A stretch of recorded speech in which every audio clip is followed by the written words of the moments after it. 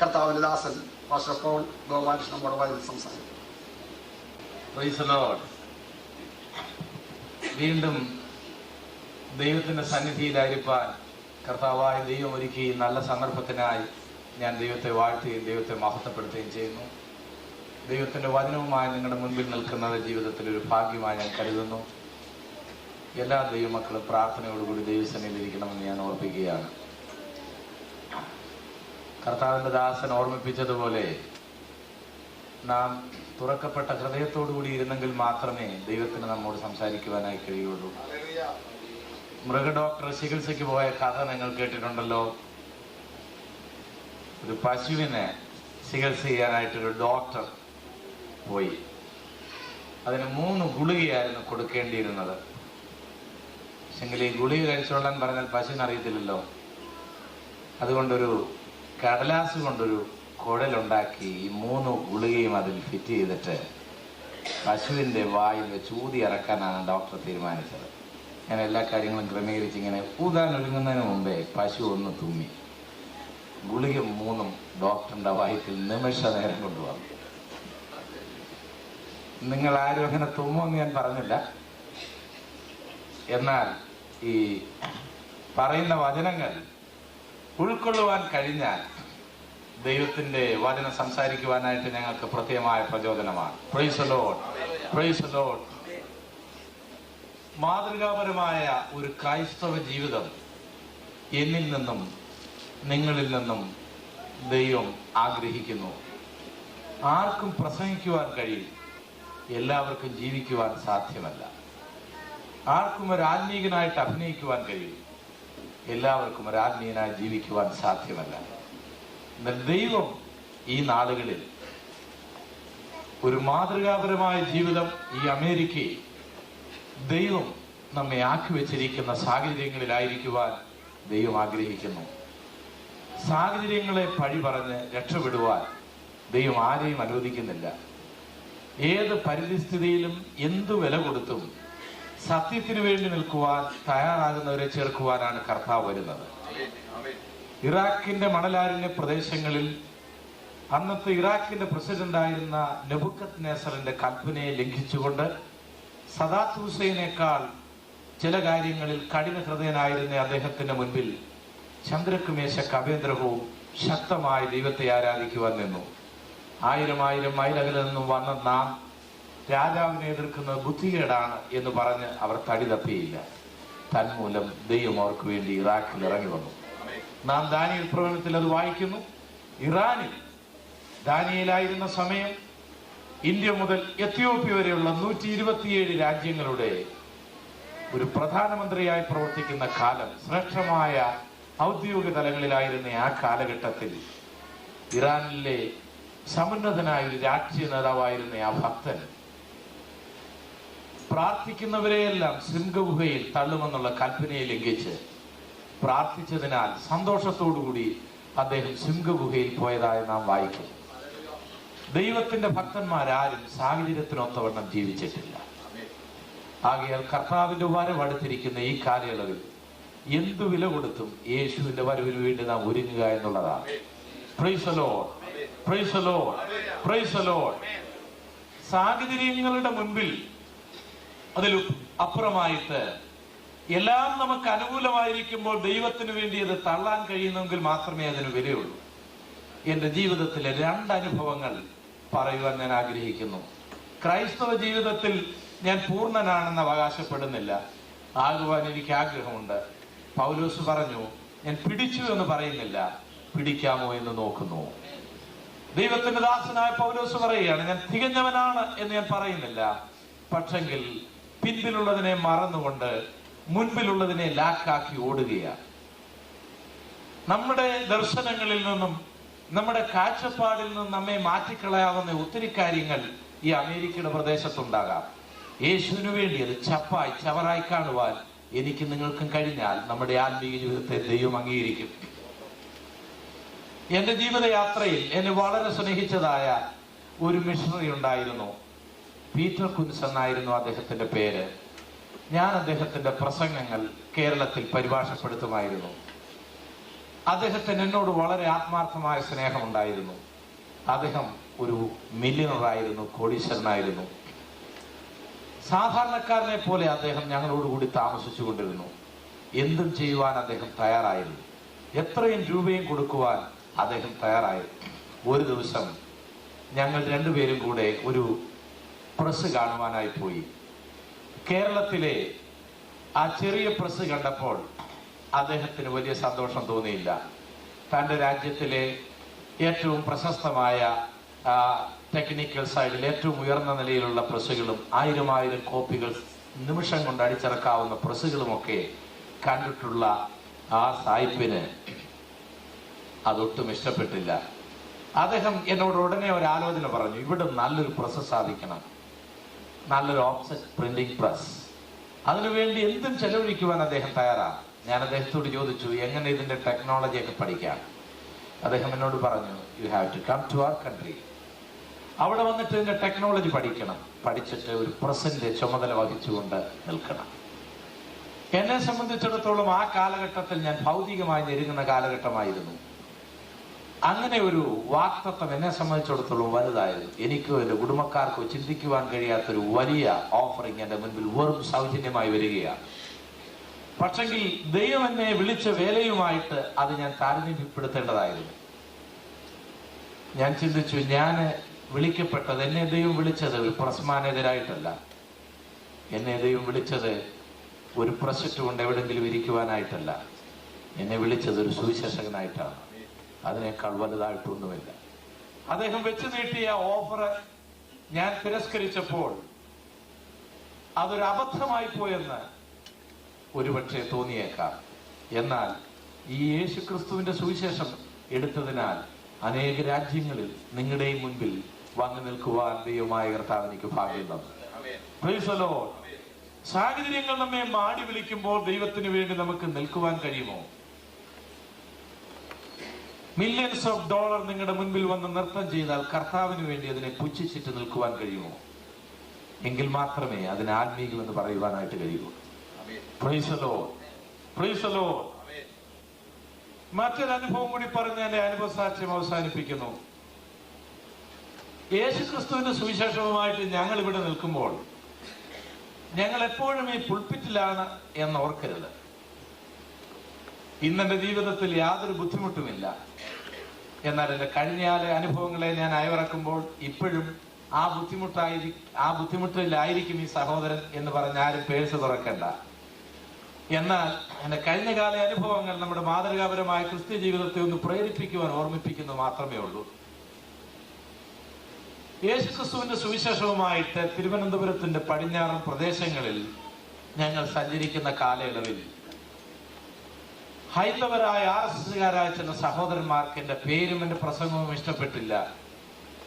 ഹൈന്ദവ മാർഗത്തിൽ നിന്നും ഈ വിശ്വാസത്തിലേക്ക് വന്ന ഞാൻ ഭാരതത്തിൽ യേശുക്രിസ്തുവിനെ കുറിച്ച് പ്രസംഗിക്കുക അവരെ സംബന്ധിച്ചിടത്തോളം ചിന്തിക്കുന്നതിനേക്കാൾ അപ്പുറമായിരുന്നു.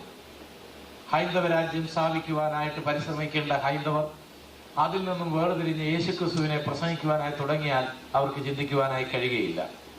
അവർക്കും അവരുടേതായ തിയറികളുണ്ട്. ഒരിക്കൽ ആന്ധ്രാപ്രദേശത്ത് വെച്ച് RSSന്റെ ഒരു കൂട്ടം ലീഡേഴ്സിന്റെ മധ്യത്തിലാകുവാൻ ഞാൻ ഇടയായി.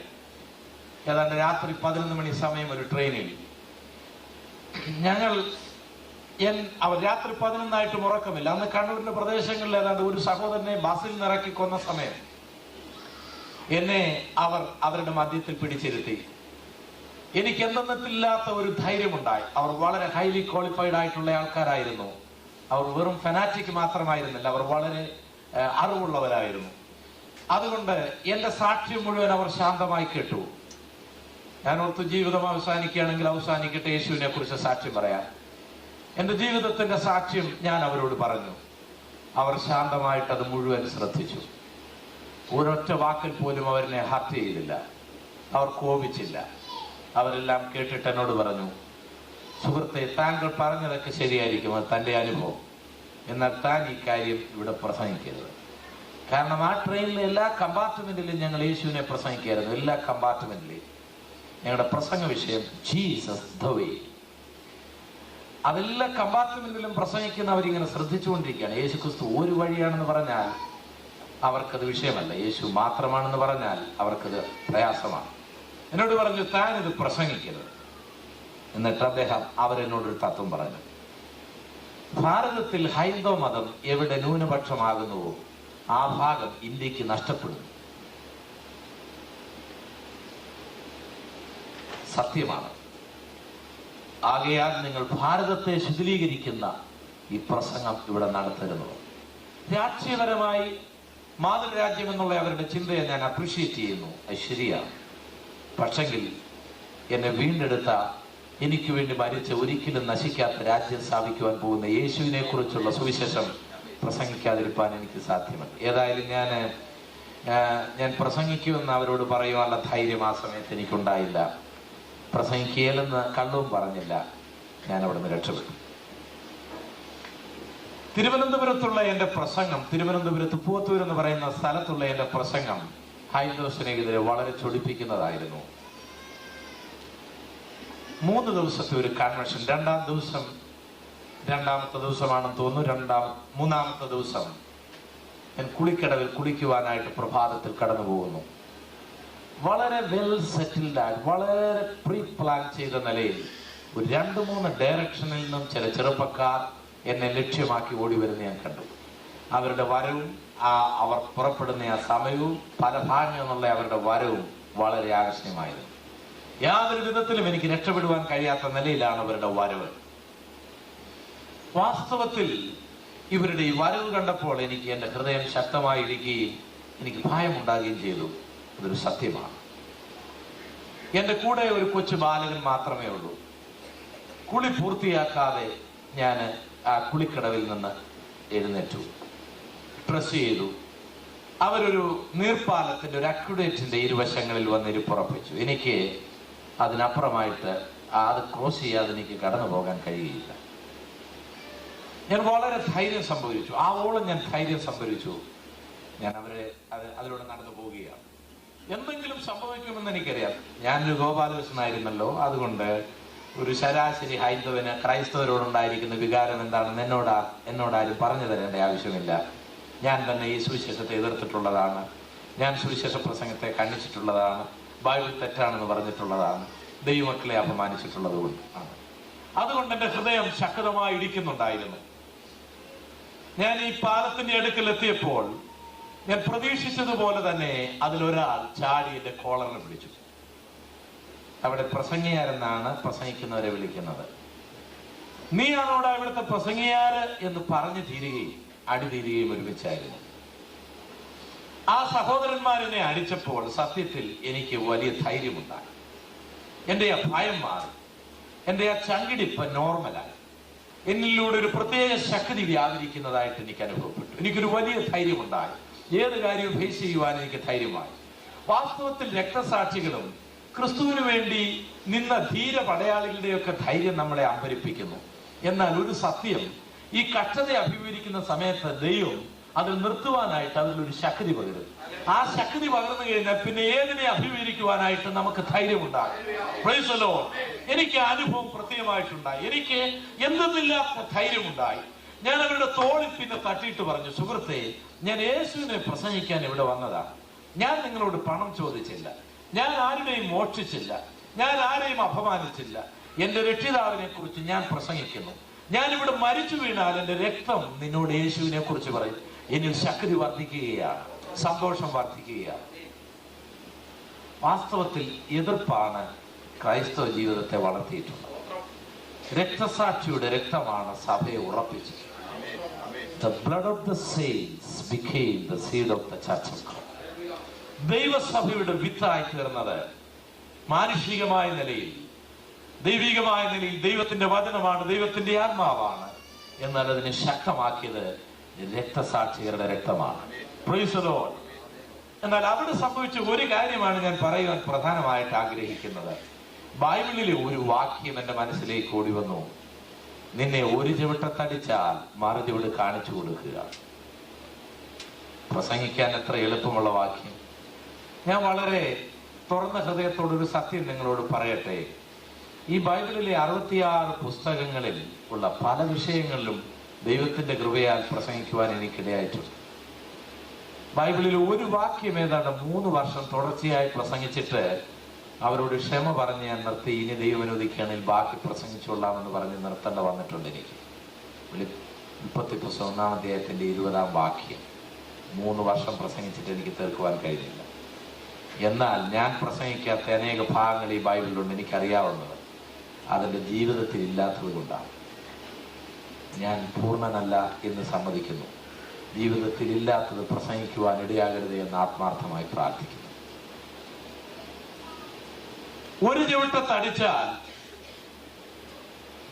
മറു ചവിടും കാണിച്ചു കൊടുക്കുക എന്നുള്ള ദൈവത്തിന്റെ വചനം എന്റെ ഹൃദയത്തിൽ ശക്തമായി ആഞ്ഞടിച്ചു.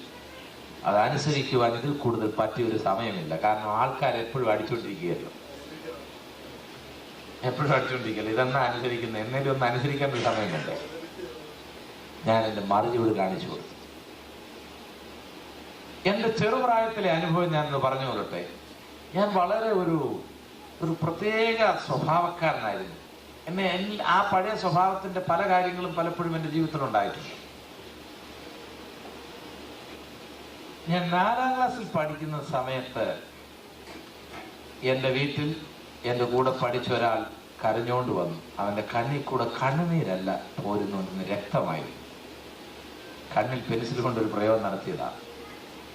6-ാം ക്ലാസ്സിൽ പഠിക്കുമ്പോൾ ഞാൻ ഭക്ഷണം കൊണ്ടുപോകണം. 5 കിലോമീറ്റർ നടന്ന് വേണം പോകാൻ. ഭക്ഷണം വീട്ടിൽ നിന്ന് കൊണ്ടുപോകും. ആ ഭക്ഷണ പാത്രം കൊണ്ട് ഒരുത്തനെ ഒരടി കൊടുത്തിട്ട് പിന്നെ ആ പാത്രം ഉപയോഗിക്കാൻ കഴിഞ്ഞില്ല.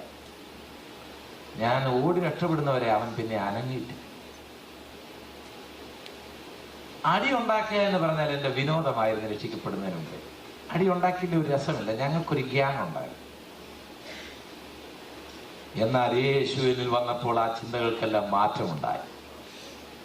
ഞാൻ അവർക്ക് മറുചൂട് കാണിച്ചു കൊടുത്തു. അവർ പിന്നെ എന്നെ തല്ലിയില്ല. അവരെല്ലാവരും നിശബ്ദരായി കടന്നുപോയി. ഈ വിവരം ആ നാട്ടിലുള്ളവരെല്ലാം അറിഞ്ഞു. എന്നോടൊരു പ്രത്യേക വാത്സല്യം ഉണ്ടായിരുന്നു, ക്രൈസ്തവർക്കും മറ്റുള്ളവർക്കും. പ്രത്യേകിച്ച് ഞാൻ ഈ ഹൈന്ദവ മാർഗത്തിൽ നിന്ന് വന്നതുകൊണ്ട് അവരെല്ലാവരും ഓടിക്കൂടി. ചിലരൊക്കെ കരഞ്ഞുകൊണ്ട് വന്നു, ചിലരൊക്കെ വളരെ കോപാകുലരായി വന്നു, ചിലരൊക്കെ ആശ്വസിപ്പിക്കാൻ വന്നു. അതിൽ ഒരു ഗ്രൂപ്പ് പ്രത്യേക ഒരു ആശയത്തിൽ തിരിഞ്ഞു. അവരെല്ലാം കൂടുതലും നാടേഴ്സാണ് ആ ഭാഗങ്ങളിലുള്ളത്. അവരെല്ലാം ചെറുപ്രായം മുതൽ അടിതട പഠിക്കുന്നവരാണ്. അവരെ മർമ്മം അറിയാവുന്നവർ ചിലപ്പോൾ ചിലയിടത്തൊക്കെ ഒന്ന് തൊട്ട് കഴിഞ്ഞാൽ ആ ഭാഗം ഇങ്ങനെ വിറച്ചുകൊണ്ടിരിക്കും. കാലയിലൊന്നും തൊട്ടാൽ ചിലപ്പോൾ കൈ ഇങ്ങനെ വിറച്ചുകൊണ്ടിരിക്കും. പിന്നെ അവരടുത്ത് തൊടുന്നത് വരെ അത് നിൽക്കുകയാണ്. മർമ്മം അറിയാവുന്നവരാണ്. അവർ പറഞ്ഞു, ഇപ്പോൾ ഒരു ഉപദേശി നമ്മുടെ ഇവിടെ വന്നു പ്രസംഗിച്ചു, അടിച്ചു. ഇപ്പോൾ നമ്മൾ മിണ്ടാതിരുന്നാൽ നാളെ ഇവരടിക്കും. അത് അങ്ങനെ നമുക്കിവിടെ ജീവിക്കാൻ കഴിയാത്തൊരവസ്ഥ വരും. അതുകൊണ്ട് നമുക്കിതിന് തിരിച്ച് കൊടുത്തേ പോകും. അവർ പറയുന്ന അവരുടെ ആ ഫിലോസഫി നോക്കി, ഇപ്പോൾ ഒരു ഉപദേശി വന്നു, ഇപ്പോൾ ഒരു അച്ഛൻ വന്നടിച്ചു, നാളെ ഇവരടിക്കും, പിന്നെ നമുക്ക് ജീവിക്കാൻ ഒക്കെയല്ല. അതുകൊണ്ട് ഗോപാലകൃഷ്ണൻ നല്ല വിഷയം, നമുക്കിതിനെ തിരിച്ചടിക്കണമെന്നായി. അവര് കരകൂടി അങ്ങ് തീരുമാനിച്ചിരിക്കുകയാണ്. അവർ തീരുമാനിച്ചിറങ്ങിക്കഴിഞ്ഞാൽ ഒന്നിനോട് രക്ഷപ്പെടാനൊക്കെയല്ല, വെടിയുണ്ടയ്ക്ക് വരെ മറയാൻ കഴിവുള്ള അഭ്യാസികളാണ് അവിടെ ചില ജീവിതങ്ങളുള്ളത്. ഏത് നിലയിൽ നിൽക്കാൻ അവർ കഴിയും. ആള് വളരെ കൂടി ശക്തമായി. ഞാൻ നോക്കിയപ്പോൾ ഈ പറയുന്നതൊന്നും ഞാൻ ബൈബിളിൽ കണ്ടില്ല. ഞാൻ ബൈബിളിൽ കണ്ടത് ശത്രുവിനെ സ്നേഹിക്കുവാനായിട്ടാണ്, നിന്നെ ഉപദ്രവിക്കുന്നവർക്ക് വേണ്ടി പ്രാർത്ഥിക്കുവാനായിട്ടാണ്, നിന്നെ ശപിക്കുന്നവരെ അനുഗ്രഹിക്കുവാനാണ്. ഞാൻ അവരോട് ചോദിച്ചു, നിങ്ങൾ ഈ പറയുന്ന മാർഗമൊന്നും ഞാൻ ഈ ബൈബിളിൽ കണ്ടില്ല. എത്രയോ പ്രാവശ്യം ഞാൻ ഈ ബൈബിളിന്റെ താളുകളിലൂടെ കടന്നുപോയി. ഒരു വാക്യം പോലും നിങ്ങൾ പറയുന്ന ആശയത്തിൽ ഞാൻ കാണുന്നില്ല പുതിയ നിയമത്തിൽ. ആ വ്യക്തിക്ക് വേണ്ടി പ്രാർത്ഥിക്കുവാനും ആ വ്യക്തിയുടെ വീട്ടിൽ പോകുവാനും അയാളോട് ക്ഷമിക്കുവാനും തയ്യാറുള്ള നിങ്ങളിൽ എത്ര പേരുണ്ട്? ഞാൻ ആ വ്യക്തിയുടെ വീട്ടിലേക്ക് പോവുക, പ്രാർത്ഥിക്കാൻ എന്റെ കൂടെ വരാൻ നിങ്ങൾ ആരുണ്ടെന്ന് ചോദിച്ചു. എന്റെ വിഷയത്തിൽ നിങ്ങൾ ആരും തലയിടേണ്ട ആവശ്യമില്ല. ആ സഭയുടെ സെക്രട്ടറി എന്റെ കൂടെ വരുവാൻ തയ്യാറായി. അയാളൊരു നല്ല ആത്മീയനായിരുന്നു. അദ്ദേഹത്തിന്റെ മകൻ സിൽവാനോസ് എന്ന് പറയുന്നതായിരുന്നു അദ്ദേഹം, ആ സെക്രട്ടറിയുടെ പേര്. അദ്ദേഹത്തിന്റെ മകൻ പേപ്പട്ടി കടിച്ചിട്ട് കുരച്ചു. പക്ഷെങ്കിൽ യേശുവിലുള്ള വിശ്വാസം കൊണ്ട് ആ പൈതലിനെ ദൈവം സൗഖ്യമാക്കി. പേപ്പട്ടി കടിച്ച് കുരച്ചു കഴിഞ്ഞാൽ രക്ഷപ്പെടുകയില്ല കേട്ടോ. എന്റെ പ്രാർത്ഥന കൊണ്ടല്ല, ദൈവമക്കൾ ആരോ പ്രാർത്ഥിച്ച കാര്യം, പഴയ കാര്യമാണ്. അപ്പോൾ ആ സിൽവാനോസ് എന്ന് പറയുന്ന ആ സഹോദരന് യേശു തന്റെ വീട്ടിൽ ഇറങ്ങി വന്ന് അത്ഭുതം പ്രവർത്തിക്കുന്ന കണ്ടിട്ടുള്ളത് കൊണ്ട് താൻ നല്ല ആത്മീയത്തില്ല. അയാൾ പറഞ്ഞു, ഉപദേശിയാരെ ഞാൻ വരാന്ന് പറഞ്ഞു. ഞങ്ങൾ രണ്ടുപേരും കൂടെ എന്നെ തല്ലിയ ഹൈന്ദവ സ്നേഹിതന്റെ വീട്ടിൽ പോയി. ഞാൻ അവിടെ ചെന്നപ്പോൾ തൻ്റെ ഭാര്യയും മക്കളുമേ അവിടെ ഉണ്ടായിരുന്നുള്ളൂ. അയാൾ ഇവിടെ ഓടി രക്ഷപ്പെട്ടു. ഞങ്ങൾ അവർക്ക് വേണ്ടി പ്രാർത്ഥിച്ചിട്ട് മടങ്ങി വരുമ്പോൾ ആ റോഡിൻ്റെ ഇരുവശങ്ങളിലും ഹൈന്ദവ സ്നേഹിതരായ ഒരു കൂട്ടം ആൾക്കാർ നിൽക്കുന്നുണ്ടായിരുന്നു. അവരോട് ശാന്തമായൊരു പ്രസംഗം ഞങ്ങൾ നടത്തുകയായിരുന്നു. വാക്കുകൾ കൊണ്ടല്ല, അവരുടെ കണ്ണുകൾ നിറഞ്ഞിരുന്നു. യേശു ആരാണെന്നും യേശുവിൻ്റെ മാർഗം എന്താണെന്നും അവർ ഗ്രഹിക്കുകയായി. ഈ നാളുകളിൽ ഒരു മാതൃകാപരമായ ക്രിസ്ത്യ ജീവിതം നയിക്കുവാൻ ദൈവമായ കർത്താവ് നമ്മെ സഹായിക്കുമാറാകട്ടെ. ഈ രാത്രികാലം ദൈവം നമ്മോട് ഇടപെടേണ്ടതിന് വേണ്ടി നമുക്ക് പ്രാർത്ഥിക്കാം. തലകളെ വണക്കാം. ഹല്ലേലൂയ. എല്ലാ ദൈവമക്കളും അല്പസമയം ദൈവത്തെ സ്തുതിക്കാം. Hallelujah, hallelujah. അത്ഭുതങ്ങളുടെ കർത്താവ് ഈ രാത്രിയിൽ ഇവിടെ വന്നിട്ടുണ്ട്. അതിശയം പ്രവർത്തിക്കുന്ന കർത്താവ് ഈ രാത്രിയിൽ ഇവിടെ വന്നിട്ടുണ്ട്. നമ്മുടെ ദുഃഖം മാറ്റുവാൻ കഴിവുള്ള കർത്താവ് ഈ രാത്രിയിൽ ഇവിടെ വന്നിട്ടുണ്ട്. നമ്മെ സൗഖ്യമാക്കുവാൻ കഴിവുള്ള കർത്താവ് ഈ രാത്രിയിൽ ഇവിടെ വന്നിട്ടുണ്ട്. നമ്മെ ആശ്വസിപ്പിക്കുവാൻ കഴിവുള്ള കർത്താവ് ഇവിടെ വന്നിട്ടുണ്ട്. നമുക്ക് വേണ്ടി ക്രൂശിക്കപ്പെട്ട കർത്താവ് ഇവിടെ വന്നിട്ടുണ്ട്. പാപികളെ രക്ഷിക്കുന്ന കർത്താവ് ഇവിടെ വന്നിട്ടുണ്ട്. സകല മാനത്തിനും മഹത്വത്തിനും യോഗ്യനായ കർത്താവ് ഇവിടെ വന്നിട്ടുണ്ട്. സമാധാന പ്രിയൻ ഇവിടെ വന്നിട്ടുണ്ട്. രാജാതിരാജാവ് ഇവിടെ വന്നിട്ടുണ്ട്. ആ കർത്താവിനെ നമുക്ക് ആരാധിക്കാം. Hallelujah, hallelujah, hallelujah, hallelujah. ഈ രാത്രികാലം ജീവിതങ്ങളുടെ ഹൃദയത്തെ കഠിനമാക്കുന്ന അന്ധകാര വ്യാപാരത്തെ നമുക്ക് ശാസിക്കാം.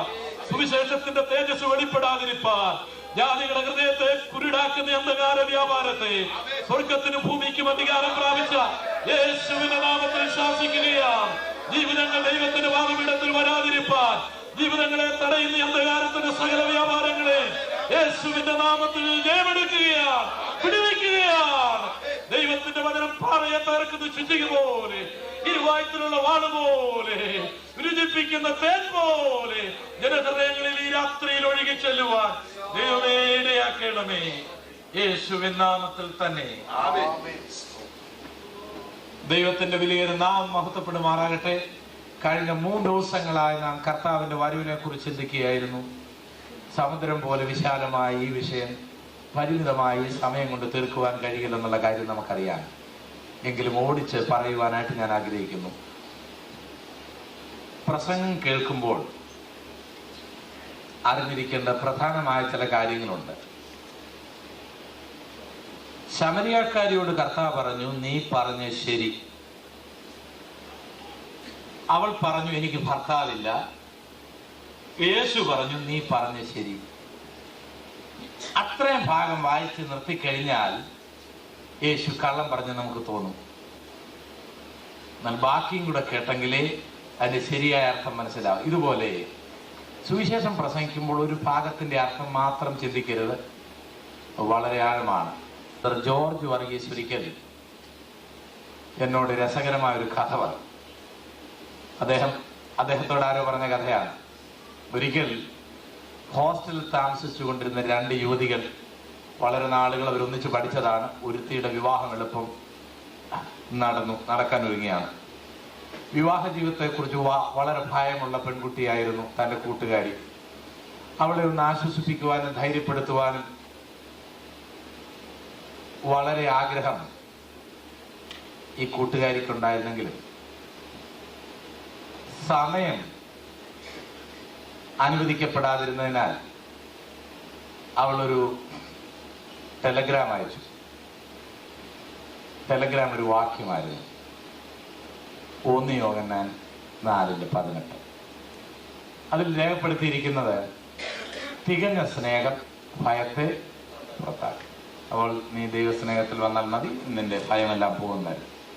പക്ഷെ ഇങ്ങനെ ടെലഗ്രാം അടിച്ച ആ ജോലിക്കാരൻ 1 യോഹന്നാൻ എന്നുള്ള 1 വെട്ടിയിട്ട് യോഹന്നാൻ 4:18 ഇട്ടത്. വിവാഹമെല്ലാം കഴിഞ്ഞ് ഈ യുവദമ്പതികൾ തങ്ങൾക്ക് വന്ന അനുമോദന കത്തുകളും ടെലഗ്രാമും ഒക്കെ എടുത്ത് പൊട്ടിച്ചു വായിച്ചു. ഇപ്പോൾ ടെലഗ്രാം കൂട്ടുകാരോട് പറഞ്ഞു അച്ഛൻ്റെ അച്ഛായ എൻ്റെ കൂടെ 5-6 വർഷം ഹോസ്റ്റലിൽ പഠിച്ച ഒരു പെൺകുട്ടിയാണ്, എന്നെ ഇതുപോലെ സ്നേഹിക്കുന്ന, എൻ്റെ ജീവിതത്തിൻ്റെ എല്ലാ രഹസ്യം, എൻ്റെ ജീവിതത്തെ മുഴുവൻ അറിയാവുന്ന സഹോദരിയാണ്. അവൾക്ക് വരാൻ താമസിച്ചില്ല. അവിടെ ഒരു വാക്യം അയച്ചിട്ടുണ്ട്. എന്താണ്?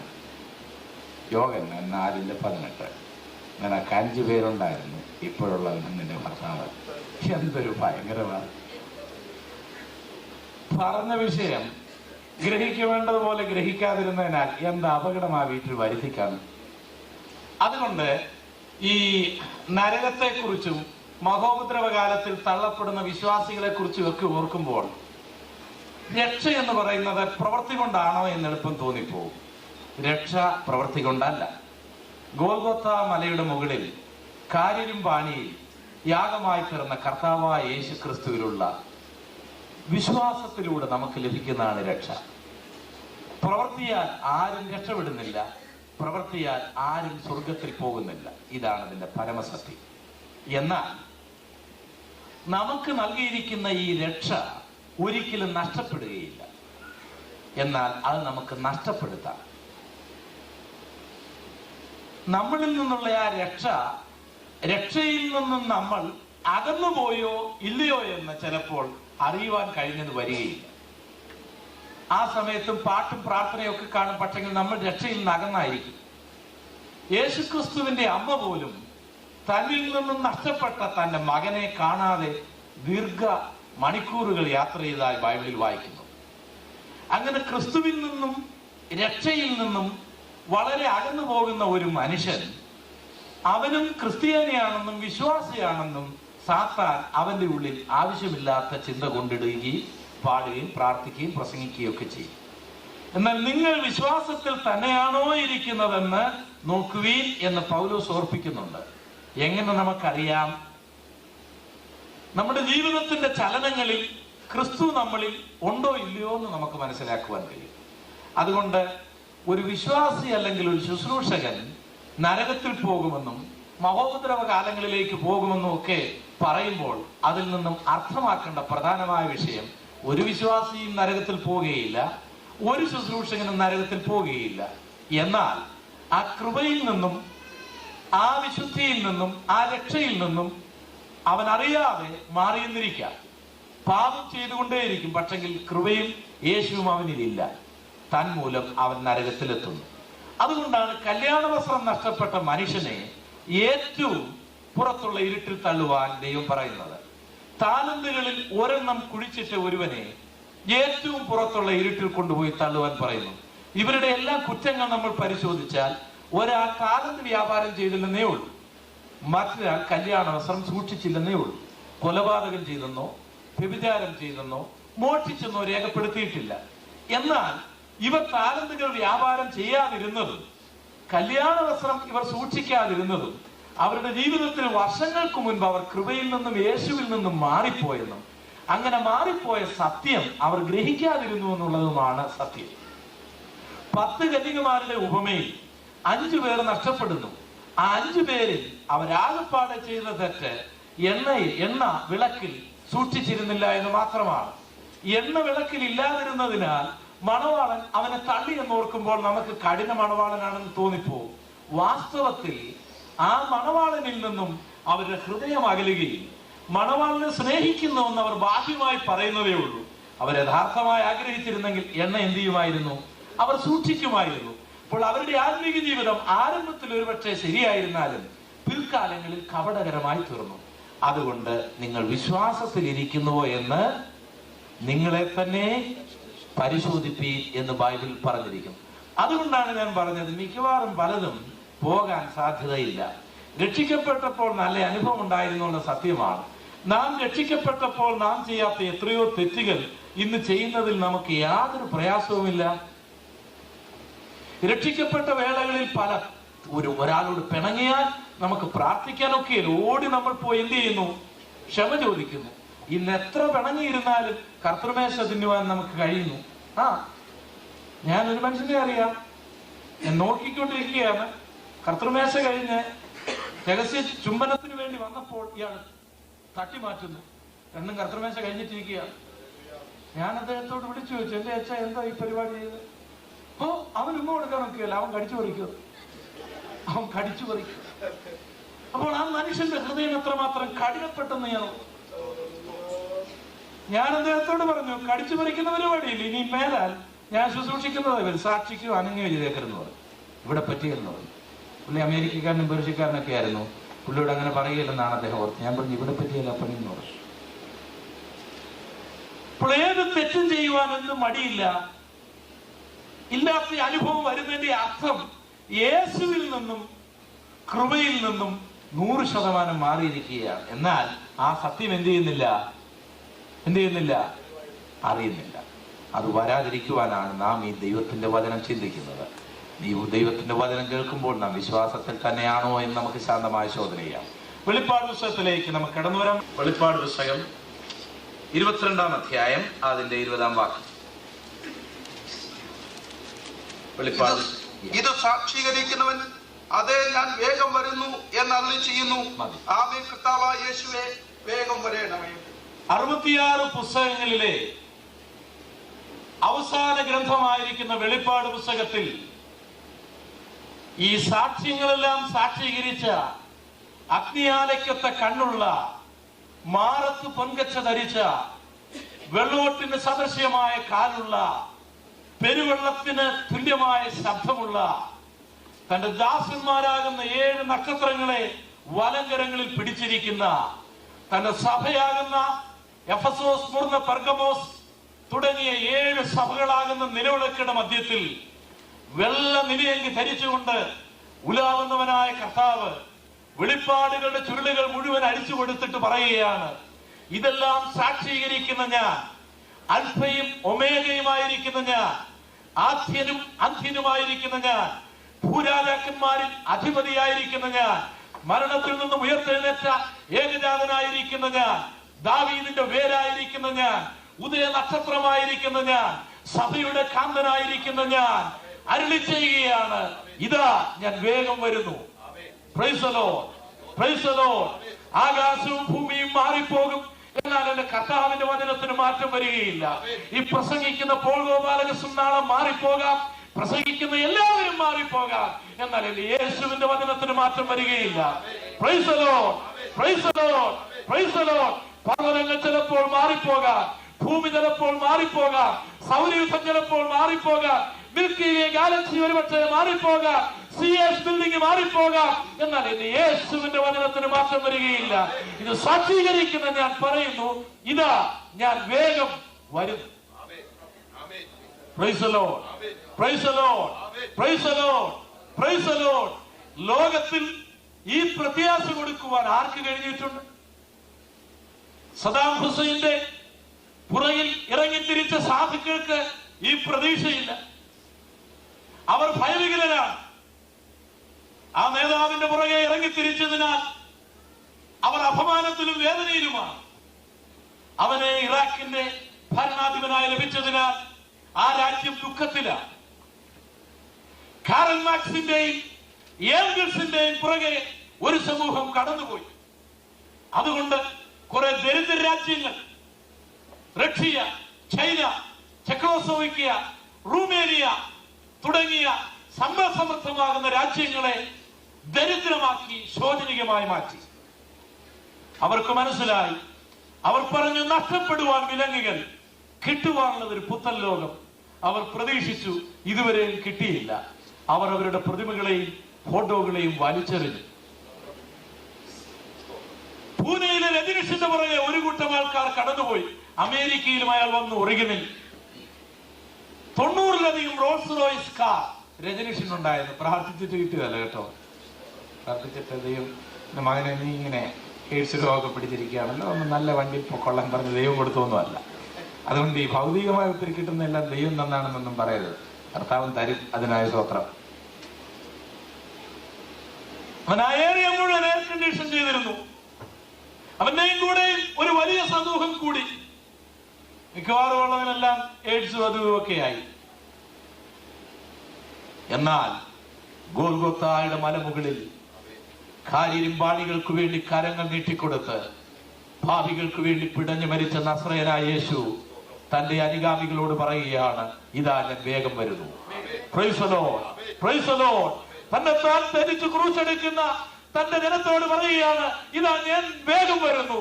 നിന്റെ കണ്ണുനീര് തുടയ്ക്കുവാൻ, നിന്റെ ദുഃഖം മാറ്റുവാൻ, നിന്റെ വേദന മാറ്റുവാൻ, നിന്റെ രോഗമുള്ള ശരീരം മാറ്റുവാൻ, കഷ്ടതയുള്ള ലോകത്തിൽ നിന്ന് നിന്നെ വിടുവിക്കുവാൻ, സ്വർഗത്തിലേക്ക് നിന്നെ കൊണ്ടുപോകുവാൻ, നിന്നെ വേദീകരിക്കുവാൻ ഇതാ ഞാൻ വേഗം വരുന്നു. മൽപ്രിയനേ എന്നേശുനായകനേ എപ്പോൾ വരൂ, മൽപ്രിയനേ എന്നേശുനായകനേ എപ്പോൾ വരൂ. സൂര്യചന്ദ്ര താരങ്ങളെ കടന്നു സ്വർഗനാട്ട്, സൂര്യചന്ദ്ര താരങ്ങളെ കടന്നു സ്വർഗനാട്ട്. അപ്പോഴും തീരെ ജീവവൃക്ഷത്തിൻ തണൽ, അപ്പോഴും തീരെ ജീവവൃക്ഷത്തിൻ തണൽ.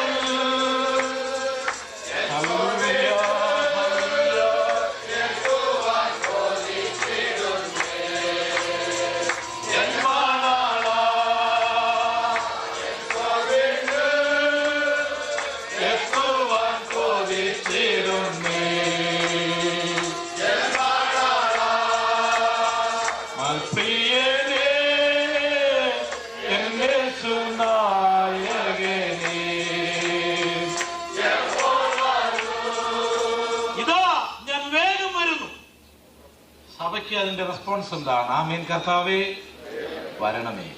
സഭയ്ക്ക് അവസാനമായിട്ട് പറയാനുള്ള ഒരു വാക്കിതാണ്, ആമേൻ കർത്താവേ വരണമേ. യേശുക്രിസ്തുവിന്റെ വരവിനു വേണ്ടി ശാസ്ത്രലോകം, ഈ ലോക സമൂഹങ്ങൾ, ഇസ്രായേൽ അറിഞ്ഞോ അറിയാതെയോ ഒരുങ്ങിക്കൊണ്ടിരിക്കുകയാണ്. യേശുക്രിസ്തുവിന്റെ വരവിന്റെ ചില അടയാളങ്ങൾ ഇന്ന് രാത്രി ഓർപ്പിക്കുവാൻ ഞാൻ ആഗ്രഹിക്കുകയാണ്. യേശുക്രിസ്തുവിന്റെ വരവിന്റെ അടയാളങ്ങളെ കുറിച്ച് പറയുമ്പോൾ ഒരു കാര്യം നാം പ്രത്യേകമായി അറിഞ്ഞിരിക്കേണ്ടതാണ്. യേശുക്രിസ്തുവിന്റെ രഹസ്യവരവിനെ കുറിച്ച് ഒരടയാളങ്ങളും ബൈബിളിൽ രേഖപ്പെടുത്തിയിട്ടില്ല. യേശുക്രിസ്തുവിന്റെ മഹത്വ പ്രത്യക്ഷതയെ കുറിച്ചുള്ള വരവിന്റെ അടയാളങ്ങളാണ് ബൈബിളിൽ രേഖപ്പെടുത്തിയിട്ടുള്ളതെല്ലാം തന്നെ. കാരണം യേശുക്രിസ്തുവിന്റെ രഹസ്യവരവ് അന്നാളും നാഴികയും ദൈവം ആരെയും അറിയിക്കുന്നില്ല. സ്വർഗത്തിലെ ദൂതന്മാര് പോലും അറിയുന്നില്ല, അതിന് അടയാളങ്ങളില്ല. മത്തായിയുടെ സുവിശേഷം 24, ലൂക്കോസിന്റെ സുവിശേഷം 21, മാർക്കോസിന്റെ സുവിശേഷം 13 എന്നിത്യാദി അധ്യായങ്ങളിൽ രേഖപ്പെടുത്തിയിരിക്കുന്ന വരവിന്റെ ലക്ഷണങ്ങളെല്ലാം തന്നെ കർത്താവിന്റെ മഹത്വ പ്രത്യക്ഷതയെ ചിത്രീകരിക്കുന്നതാണ്. ക്രിസ്തുവിന്റെ വരവിനെ ഒരു ഉദയനക്ഷത്രമായിട്ടും ക്രിസ്തുവിന്റെ വരവിനെ ഉദയ സൂര്യനായിട്ടും ചിത്രീകരിച്ചിട്ടുണ്ട്. പത്രോസ് യേശുവിന്റെ വരവിനെ ഉദയ നക്ഷത്രമായിട്ടും മലാക്കി യേശുവിന്റെ വരവിനെ ഉദയ സൂര്യനായിട്ടും ചിത്രീകരിക്കുകയാണ്. ഉദയ നക്ഷത്രം ഉദിക്കുന്നത് സൂര്യൻ ഉദിക്കുന്നതിന് മുൻപെയാണ്. ഉദയ നക്ഷത്രം തന്റെ സഭയ്ക്ക് വേണ്ടി വരുന്ന കർത്താവിന്റെ വരവിനെ ചിത്രീകരിക്കുന്നു. എന്നാൽ മലാക്കി രേഖപ്പെടുത്തിയിരിക്കുന്ന ഉദയ സൂര്യൻ തന്റെ സഭയുമായിട്ട് എല്ലാവരും കാണത്തക്ക നിലയിൽ ഈ ലോകത്തിലേക്ക് ഇറങ്ങി വരുന്നതായി കാണുന്നു. വെളിപ്പാട് പുസ്തകം 16 നാം വായിക്കുന്നത് ഞാൻ കള്ളനെ പോലെ വരും എന്നാണ്. എന്നാൽ വെളിപ്പാട് പുസ്തകം 1 നാം വായിക്കുന്ന കർത്താവ് മേഘാരൂഢനായി വരുന്നു, സകല കണ്ണും അവനെ കുത്തിത്തുളച്ചവരും അവനെ കാണുമെന്നാണ്. ഇങ്ങനെ യേശുക്രിസ്തുവിന്റെ വരവിന് 2 ആമുഖങ്ങളുണ്ട്.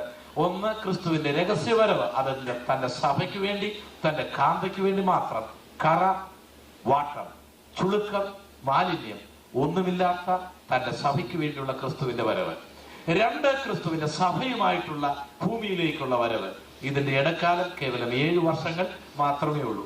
ആകയാൽ ഈ 2 വരവിനെയും പൊതുവായിട്ട് നാം വരവായി കണക്കാക്കിയാണ് തെളിവുകൾ ഹാജരാക്കുന്നത്. ലൂക്കോസിന്റെ സുവിശേഷം 21-ാം അധ്യായം അതിന്റെ 11-ാം വാക്യം നമുക്ക് വായിക്കാം. വലിയ ഭൂകമ്പവും ക്ഷാമവും മഹാവ്യാധികളും അവിടെ ഉണ്ടാകും, ഭയങ്കര കാറ്റുകളും ആകാശത്തിൽ മഹാലക്ഷ്യങ്ങളും ഉണ്ടാകും. യേശുക്രിസ്തുവിന്റെ വരവിന് മുൻപായി ആകാശത്തിൽ വലിയ ലക്ഷ്യങ്ങൾ ഉണ്ടാകണം. ഒരു കാലത്തിൽ ഈ ആകാശം എന്തിനാണെന്ന് സാധാരണക്കാർക്ക് അറിഞ്ഞുകൂടായിരുന്നു. എയ്റോപ്ലെയിനുകൾ കണ്ടുപിടിക്കുന്നതിന് മുൻപേ ആകാശം മനുഷ്യർ ഉപയോഗിച്ചിരുന്നില്ല. പ്ലെയിനുകൾ കണ്ടുപിടിച്ചു കഴിഞ്ഞപ്പോൾ, റോക്കറ്റുകൾ കണ്ടുപിടിച്ചു കഴിഞ്ഞപ്പോൾ ആകാശത്തെ മനുഷ്യൻ ഉപയോഗിക്കുവാനായി തുടങ്ങി. വീണ്ടും അവന്റെ ചിന്താശക്തികൾ വർദ്ധിച്ചു കഴിഞ്ഞപ്പോൾ അവൻ സ്പേഷ്യൽ കോളനി പണിയുവാനായിട്ടും മറ്റ് ഗ്രഹങ്ങളിൽ പോകുവാനും ഒക്കെ പരിപാടികൾ ഇട്ടു. എത്രയെത്ര സാറ്റലൈറ്റുകൾ ഈ അന്തരീക്ഷ മണ്ഡലത്തിൽ ഇപ്പോഴുണ്ട്. അഗ്രികൾച്ചർ ഡിപ്പാർട്ട്മെന്റിന് വേണ്ടി, വിദ്യാഭ്യാസത്തിന് വേണ്ടി, അതുപോലെ തന്നെ ജിയോഗ്രഫിക്ക് വേണ്ടി, സയന്റിഫിക്കലായ കാര്യങ്ങൾക്ക് വേണ്ടി, മറ്റുള്ള രാജ്യങ്ങളിൽ നടക്കുന്ന തന്ത്രപരമായ കാര്യങ്ങൾക്ക് വേണ്ടി കുവൈറ്റിലുള്ള ഓരോ ചലനങ്ങളും, ഇറാഖിലെ ഓരോ ചലനങ്ങളും ഈ അമേരിക്കയിൽ അറിയത്തക്ക നിലയിൽ സ്പൈ ചെയ്യുവാനായിട്ടുള്ള സാറ്റലൈറ്റുകളുണ്ട്. ഇങ്ങനെ ആകാശം പല നിലകളിൽ മനുഷ്യൻ ഉപയോഗിക്കുവാൻ തുടങ്ങി. എന്നാൽ ഇന്നേക്ക് 1900 പരം വർഷങ്ങൾക്ക് മുൻപേ ആകാശം മനുഷ്യന്റെ മഹാലക്ഷ്യങ്ങൾക്ക് വിധേയമായി തീരും എന്ന് യേശു പറഞ്ഞപ്പോൾ ദീർഘമായ ഒരു 1800 വർഷങ്ങൾ ഈ വാക്യത്തിന്റെ അർത്ഥം ജനങ്ങൾക്ക് മനസ്സിലാക്കുവാൻ കഴിയുകയില്ലായിരുന്നു. ഇപ്പോൾ ഇതാ ഒരു സ്പേസ് കോളനി തന്നെ ആകാശത്തിൽ സ്ഥാപിക്കുവാനായിട്ട് പോകുകയാണ്. ഹൂസ്റ്റണിൽ നിന്ന് അതിനുള്ള ക്രമീകരണങ്ങൾ നടന്നുകൊണ്ടിരിക്കുകയാണ്. 10,000-ഓളം ആൾക്കാർ ആകാശത്തിൽ പോയി താമസിക്കുകയാണ് 2 വർഷക്കാലം സ്പേസ് കോളനി. മറ്റ് നക്ഷത്ര സമൂഹങ്ങളിൽ നിന്നും മനുഷ്യരോ ജീവജാലങ്ങളോ ഉണ്ടെന്ന് അറിയുവാനായിട്ട് അനേക ഉപഗ്രഹങ്ങൾ ഇപ്പോൾ തന്നെ അയക്കപ്പെട്ടിട്ടുണ്ട്. റേഡിയോ ടെലസ്കോപ്പ് ഉപയോഗിച്ച് മെർക്കുറി ഗാലക്സിയിലും മറ്റും അയച്ചിരിക്കുന്ന മെസ്സേജ് അവിടെ റീച്ച് ചെയ്യണമെങ്കിൽ 24,000 വർഷം എടുക്കുമെന്നാണ്. അതിലുപരിയായിട്ട് ഈ നാളുകളിൽ താഴെയുദ്ധം എന്നൊരു യുദ്ധപരിപാടികൾക്കെതിരായിട്ട് ഉച്ചകോടി സമ്മേളനങ്ങൾ നടന്നുകൊണ്ടിരിക്കുകയാണ്. മനുഷ്യൻ കൂടാതെ ആകാശത്തിൽ തന്നെ യുദ്ധങ്ങൾ നടക്കുക. ഭീകരമായ ന്യൂക്ലിയർ വെപ്പൺസുകൾ വഹിച്ചുകൊണ്ട് സാറ്റലൈറ്റുകളെ പോലെയോ മിസൈലുകളെ പോലെയോ ആകാശത്തിൽ വട്ടം കറങ്ങി നടക്കുക. ഇഷ്ടമുള്ളിടത്ത് അത് ഡ്രോപ്പ് ചെയ്യുക. താരയുദ്ധ പദ്ധതികൾ. ചുരുക്കി പറഞ്ഞാൽ ഇന്നത്തെ ഈ വികസന രാജ്യങ്ങളിൽ ലോകത്തിലെ ശ്രദ്ധകൾ മുഴുവൻ ആകാശത്തിലാണ്. അമേരിക്ക, ജപ്പാൻ തുടങ്ങിയ വികസന രാജ്യങ്ങൾ ഇപ്പോൾ ചിന്തിച്ചുകൊണ്ടിരിക്കുന്ന വേറൊരു പരിപാടി വലിയ ഫാക്ടറികൾ ആകാശത്തിൽ സ്ഥാപിക്കുവാനാണ്. ഇവിടെയുള്ള ഈ ഗുരുത്വാകർഷണ ശക്തി മുഖാന്തരം കൂടുതൽ എനർജി പ്രൊഡക്ഷന് വേണ്ടി ഉപയോഗിക്കുന്നതിനാൽ അതിൽ നിന്നും രക്ഷപ്പെടുവാനും സോളാർ ശക്തി കൊണ്ട് ചില പ്രവർത്തനങ്ങൾ നടക്കേണ്ടതിനും വലിയ പടുകൂറ്റൻ ഫാക്ടറികൾ ആകാശത്തിലേക്ക് കൊണ്ടുപോകാൻ പ്ലാനിടുകയാണ്. അന്തരീക്ഷ മണ്ഡലത്തിന്റെ ഒരു പരിധി കഴിഞ്ഞാൽ ആകാശത്തിൽ ഏത് വസ്തുക്കൾക്ക് നിൽക്കുവാനായിട്ട് കഴിയും. അവിടെ വലിയ ആക്ഷൻ കൂടാതെ ചില പ്രൊഡക്ഷൻ അവിടെ നടത്തുവാനായിട്ട് കഴിയും. ചുരുക്കി പറഞ്ഞാൽ ഇന്നത്തെ ലോകത്തിലെ ജനങ്ങളുടെ ശ്രദ്ധ മുഴുവൻ ആകാശത്തിലേക്കായിരിക്കുകയാണ്. ഈ രംഗം കാണുമ്പോൾ ദൈവമക്കൾ ഒരു കാര്യം ഓർക്കണം. ആകാശത്തിൽ മഹാ ലക്ഷ്യങ്ങൾ ഉണ്ടാകുമെന്ന് ഇന്നേക്ക് 1900 പരം വർഷങ്ങൾക്ക് മുൻപ് അരുമനാഥൻ പറഞ്ഞു. രക്ഷിക്കപ്പെടാത്ത ലോകം, ബുദ്ധിമാന്മാർ എന്ന് അഭിമാനിക്കുന്ന ലോകം ആകാശത്തിലേക്ക് കണ്ണുനട്ട് അവരുടെ രാജ്യത്തിനും അവരുടെ വ്യക്തി വികാസത്തിനും വേണ്ടി പരിശ്രമിക്കുന്ന വേളയിൽ ദൈവത്തിന്റെ മക്കൾക്ക് ആകാശത്തിലേക്ക് കണ്ണു നട്ടിരിക്കുവാൻ ഒരു കാരണമുണ്ട്. ഈ ഉദയ നക്ഷത്രം എന്തുദിക്കും. Praise the Lord, praise the Lord. ആകാശത്തിൽ മിന്നൽ കിഴക്ക് നിന്നും പടിഞ്ഞാറോളം വിളങ്ങുപോലെ നിമിഷ നേരം കൊണ്ട് എന്റെ അരുമനാഥൻ എപ്പോൾ വരും. കർത്താവ് താൻ ഗംഭീരനാദത്തോടും പ്രധാന ദൂതന്റെ ശബ്ദത്തോടും ദൈവത്തിന്റെ കാഹളത്തോടും കൂടെ സ്വർഗത്തിൽ നിന്ന് അയാൾ അഥവാ ആകാശത്തിൽ ഇറങ്ങി വരും. ഹല്ലേലൂയ. അമേരിക്കയും റഷ്യയും ന്യൂസിലൻഡും ജപ്പാനും താരയുദ്ധങ്ങൾക്ക് വേണ്ടി ആകാശത്തിലേക്ക് നോക്കുന്നു. അമേരിക്കയിലെ കോടീശ്വരന്മാർ സ്പേസ് കോളനിയിൽ താമസിക്കുവാൻ ഒരുങ്ങിക്കൊണ്ടിരിക്കുന്നു. സാറ്റലൈറ്റുകൾ ആകാശത്തിൽ രാജ്യങ്ങൾക്ക് വേണ്ടി അതിന്റെ പ്രവർത്തനങ്ങൾ ചെയ്യുന്നു. ഇതൊന്നും ചിന്തിക്കുവാനുള്ള ബുദ്ധി തന്നെ നമ്മളിൽ പലർക്കുമില്ല. അവിടെ പോയി പാർക്കുവാൻ നമ്മെ കൊണ്ട് കഴിയുകയില്ല. അതിലെ ഒരു ജോലിക്കാരനാകുവാൻ നമുക്ക് സാധ്യമല്ല. എന്നാൽ കണ്ണിമയ്ക്കുന്നതിന് മുൻപേ തന്റെ സഭ ആകാശത്തിൽ എടുക്കപ്പെടും. Praise the Lord, praise the Lord, praise the Lord. മഹാ ഈ ബുദ്ധിലോകം ആകാശത്തിലെ ലക്ഷ്യം കണ്ട് കുഴയുമ്പോൾ ദൈവമക്കൾ ആകാശത്തിലൂടെ അരുമനാഥനെ കാണുവാൻ പോകുവാൻ സമയമെടുത്തിരിക്കുകയാണ്. ഈ ആകാശത്തിന്റെ ഭീകരമായ ഒരു അവസ്ഥ കൂടി ബൈബിളിൽ രേഖപ്പെടുത്തിയിട്ടുണ്ട്. ലൂക്കോസിന്റെ സുവിശേഷത്തിൽ നിന്ന് നമുക്കത് വായിക്കുവാനായിട്ട് കഴിയും. ലൂക്കോസിന്റെ സുവിശേഷം 21-ാം അധ്യായം അതിന്റെ 11 മുതലുള്ള വാക്യങ്ങൾ നമുക്ക് ഒന്നുകൂടെ വായിക്കാം. ലൂക്കോസിന്റെ സുവിശേഷം 21-ാം അധ്യായം അതിന്റെ 11 മുതലുള്ള വാക്യങ്ങൾ നമുക്ക് വായിക്കാം. അതിന്റെ 26-ാം വാക്യം കൃത്യമായ വാക്യം 26. ആകാശത്തിന്റെ ശക്തികൾ ഇളകിപ്പോകുന്നതിനാൽ ഭൂലോകത്തിന് എന്ത് ഭവിപ്പാൻ പോകുന്നുവെന്ന് പേടിച്ച് നോക്കി പാർത്തുകൊണ്ട് മനുഷ്യർ നിർജീവന്മാരാണ്. ആകാശത്തിൽ മനുഷ്യൻ സാറ്റലൈറ്റുകൾ അയക്കുന്നു, കോളനികൾ സ്ഥാപിക്കുന്നു. ഫാക്ടറികൾ പണിയുവാൻ ആഗ്രഹിക്കുന്നു, ട്രില്യൺസ് ഓഫ് ഡോളർ അതിനു വേണ്ടി ചെലവഴിക്കുന്നു. അതെല്ലാം ഇപ്പോൾ നടന്നുകൊണ്ടിരിക്കുകയാണ്. എന്നാൽ അതേ കർത്താവ് പറഞ്ഞു, ഈ ആകാശത്തിന്റെ ശക്തി അഴിഞ്ഞു പോകും. ആകാശത്തിന്റെ ശക്തികൾ ഇളകിപ്പോകുന്നതിനാൽ ഭൂമിക്ക് എന്ത് സംഭവിക്കുമെന്നോർത്ത് മനുഷ്യർ നിർജീവന്മാർ ആകും. മനുഷ്യൻ ജ്ഞാനിയാണെങ്കിലും സർവജ്ഞാനിയല്ല. അവൻ ഈ അയച്ചിരിക്കുന്ന സാറ്റലൈറ്റുകളും സാധനങ്ങളും ഒക്കെ അവന്റെ തലയുടെ മുൻപിൽ വന്നാടുന്ന ദിവസമുണ്ടാകും. ഏതോ ഒരു ഉപഗ്രഹം, ഏതായിരുന്നു, അമേരിക്കയുടെ ഒരു വലിയൊരു ഉപഗ്രഹം താഴെ സ്കൈലാബ് അല്ലേ? ഈ സാധനങ്ങളെല്ലാം എവിടെയാണ് താഴെ വീഴുന്നത് നമുക്കറിയത്തില്ല. ചിലപ്പോൾ യോഗേസിലായിരിക്കും, ഇവിടെ അറിയത്തില്ല. മനുഷ്യനെ ഈ പൊക്കിയിരിക്കുന്ന സാധനങ്ങളെല്ലാം ഇന്നല്ലെങ്കിൽ നാളെ താഴെ വീഴും. എന്നാൽ കർത്താവിനോട് പറയുകയാണ്, ആകാശത്തിന്റെ ശക്തി തന്നെ അല്ലയോ മനുഷ്യ, ദൈവത്തെ കൂടാതെ ആകാശത്തിൽ പാർക്കുവാൻ നീ കോളനി ഉണ്ടാക്കുന്നു, രാജ്യങ്ങളെ നശിപ്പിക്കുവാൻ താരയുദ്ധങ്ങൾക്ക് വേണ്ടി നീ ക്രമീകരണങ്ങൾ ആകാശത്തിൽ നടത്തുന്നു, ദൈവത്തെ കൂടാതെ നിന്റെ രാജ്യത്തെ വികസിപ്പിക്കുവാൻ നീ ഫാക്ടറികൾ പണിയുവാൻ ആഗ്രഹിക്കുന്നു. എന്നാൽ ആകാശം ഇളകുവാൻ പോകുന്നു. ആകാശത്തിന്റെ ശക്തി ഇളകി പോകുമെന്നാണ്. ഞാനൊരു കാലത്ത് ഓർത്തിട്ടുണ്ട്, എങ്ങനെയാണ് ആകാശത്തിന്റെ ശക്തി ഇളകി പോകുന്നത്? ഭൂമി ഇളകി പോകുമെന്ന് പറഞ്ഞാൽ കുറെ കൂടെ വിശ്വസനീയമാണ്. സൂര്യൻ മാറിപ്പോകുമെന്ന് പറഞ്ഞാൽ, ചന്ദ്രൻ മാറിപ്പോകുമെന്ന് പറഞ്ഞാൽ ആകാശം എങ്ങനെയാ മാറിപ്പോകുന്നത്? ആറ്റം ബോംബ് വീണാൽ ആകാശം മാറുമോ? ന്യൂക്ലിയർ വെപ്പൺസിന്റെ സ്ഫോടനം ഉണ്ടായാൽ ആകാശം മാറുമോ? ആകാശത്തെ അങ്ങനെ മാറ്റാൻ കഴിയുന്ന സാധനമാണോ? ആകാശം ഖരപദാർത്ഥങ്ങൾ കൊണ്ടുണ്ടാക്കപ്പെട്ടതാണോ? എങ്ങനെയാണ് ആകാശം മാറിപ്പോകുന്നത്? ഞാൻ ചിന്തിച്ചിട്ടുണ്ട്. എന്നാൽ ആകാശത്തെ കുറിച്ചുള്ള അറിവുള്ള ഒരു മനുഷ്യൻ ഒരിക്കൽ അദ്ദേഹം എന്നോട് ചില കാര്യങ്ങൾ പറഞ്ഞു. പത്രങ്ങളിലൂടെയും മറ്റ് മീഡിയകളിലൂടെയും ഞാൻ വായിച്ചപ്പോൾ ഈ വാക്യത്തിന്റെ അർത്ഥം എനിക്ക് വളരെ വ്യക്തമായി ബോധ്യമായി. ഈ അന്തരീക്ഷ മണ്ഡലം, ഈ ആകാശം അനേക തട്ടുകളാൽ നിബിഡമാണ്. സാറ്റോസ്ഫിയർ, അയണോസ്ഫിയർ തുടങ്ങിയ എത്രയെത്ര തട്ടുകളുണ്ട്. ഈ തട്ടുകൾക്കെല്ലാം മാറ്റം വന്നുകൊണ്ടിരിക്കുന്ന ഒരു സമയമാണ്. അതിൽ ഏറ്റവും പ്രധാനമായിട്ട് നമ്മെ സഹായിക്കുന്ന ഒരു തട്ടുണ്ട്. അതിന്റെ പേര് ഓസോൺ ലെയർ എന്നാണ്. ഓസോൺ വാതകം കൊണ്ടുണ്ടാക്കിയ തട്ട്. വാസ്തവത്തിൽ ഈ ലെയർ ഇല്ലായിരുന്നെങ്കിൽ ഞാനും നിങ്ങളും ഇവിടെ ജീവിക്കുകയില്ല. നമുക്ക് സൂര്യപ്രകാശം ഇവിടെ ലഭിക്കുന്നത് ഹൈഡ്രജൻ വാതകത്തിന്റെ സ്ഫോടനം കൊണ്ടാണ്. സൂര്യനിൽ ടൺ കണക്കിന് ഹൈഡ്രജൻ വാതകം ഓരോ സെക്കൻഡിലും കത്തിക്കൊണ്ടിരിക്കുന്നു. അത്യുഗ്രമായ ആ ചൂടിൽ ഹൈഡ്രജൻ വാതകം പൊട്ടിത്തെറിക്കുകയാണ്, ചിതറുകയാണ്. തന്മൂലം നമുക്ക് പ്രകാശം ലഭിക്കുന്നു. സൂര്യനിലുള്ള ആ ഭയങ്കരമായ സ്ഫോടനം ഏതാണ്ട് 9,30,00,000 മൈൽ അകലിൽ നിന്നും പ്രകാശത്തിന് ഈ ഭൂമിയിൽ നിമിഷ നേരങ്ങൾ കൊണ്ടുവരാം. 1,86,000 മൈൽ വേഗതയിൽ ഒരു സെക്കൻഡിൽ സഞ്ചരിച്ചുകൊണ്ടാണ് പ്രകാശം ഭൂമിയിലേക്ക് വരുന്നത്. കാരണം സൂര്യനിൽ ഉണ്ടാകുന്ന ആ സ്ഫോടനം അത്രമാത്രം ശക്തമാണ്. സൂര്യനിൽ ഉണ്ടാകുന്ന ആ സ്ഫോടനത്തിന്റെ 1000-ൽ1 അംശം ഈ ഭൂമിയിൽ ഉണ്ടായിരുന്നെങ്കിൽ ഈ ഭൂമിയെ കാണുകയില്ലായിരുന്നു. അത്രമാത്രം വലിയ ആറ്റം ബോംബ് സ്ഫോടനം സൂര്യനിൽ ഓരോ സെക്കൻഡും നടന്നുകൊണ്ടിരിക്കുകയാണ്. ഹൈഡ്രജൻ വാതകങ്ങൾ പൊട്ടിത്തകരുന്നു. അതിന്റെ ഇലക്ട്രോണുകളും ന്യൂട്രോണുകളും അതിന്റെ ന്യൂക്ലിയസും ഒക്കെ പൊട്ടിച്ചിതറുകയാണ്. ലക്ഷക്കണക്കിന് മൈൽ വേഗതയിൽ അത് കൂട്ടിമുട്ടുന്നു. നമുക്ക് പ്രകാശം ഇവിടെ കിട്ടുന്നു.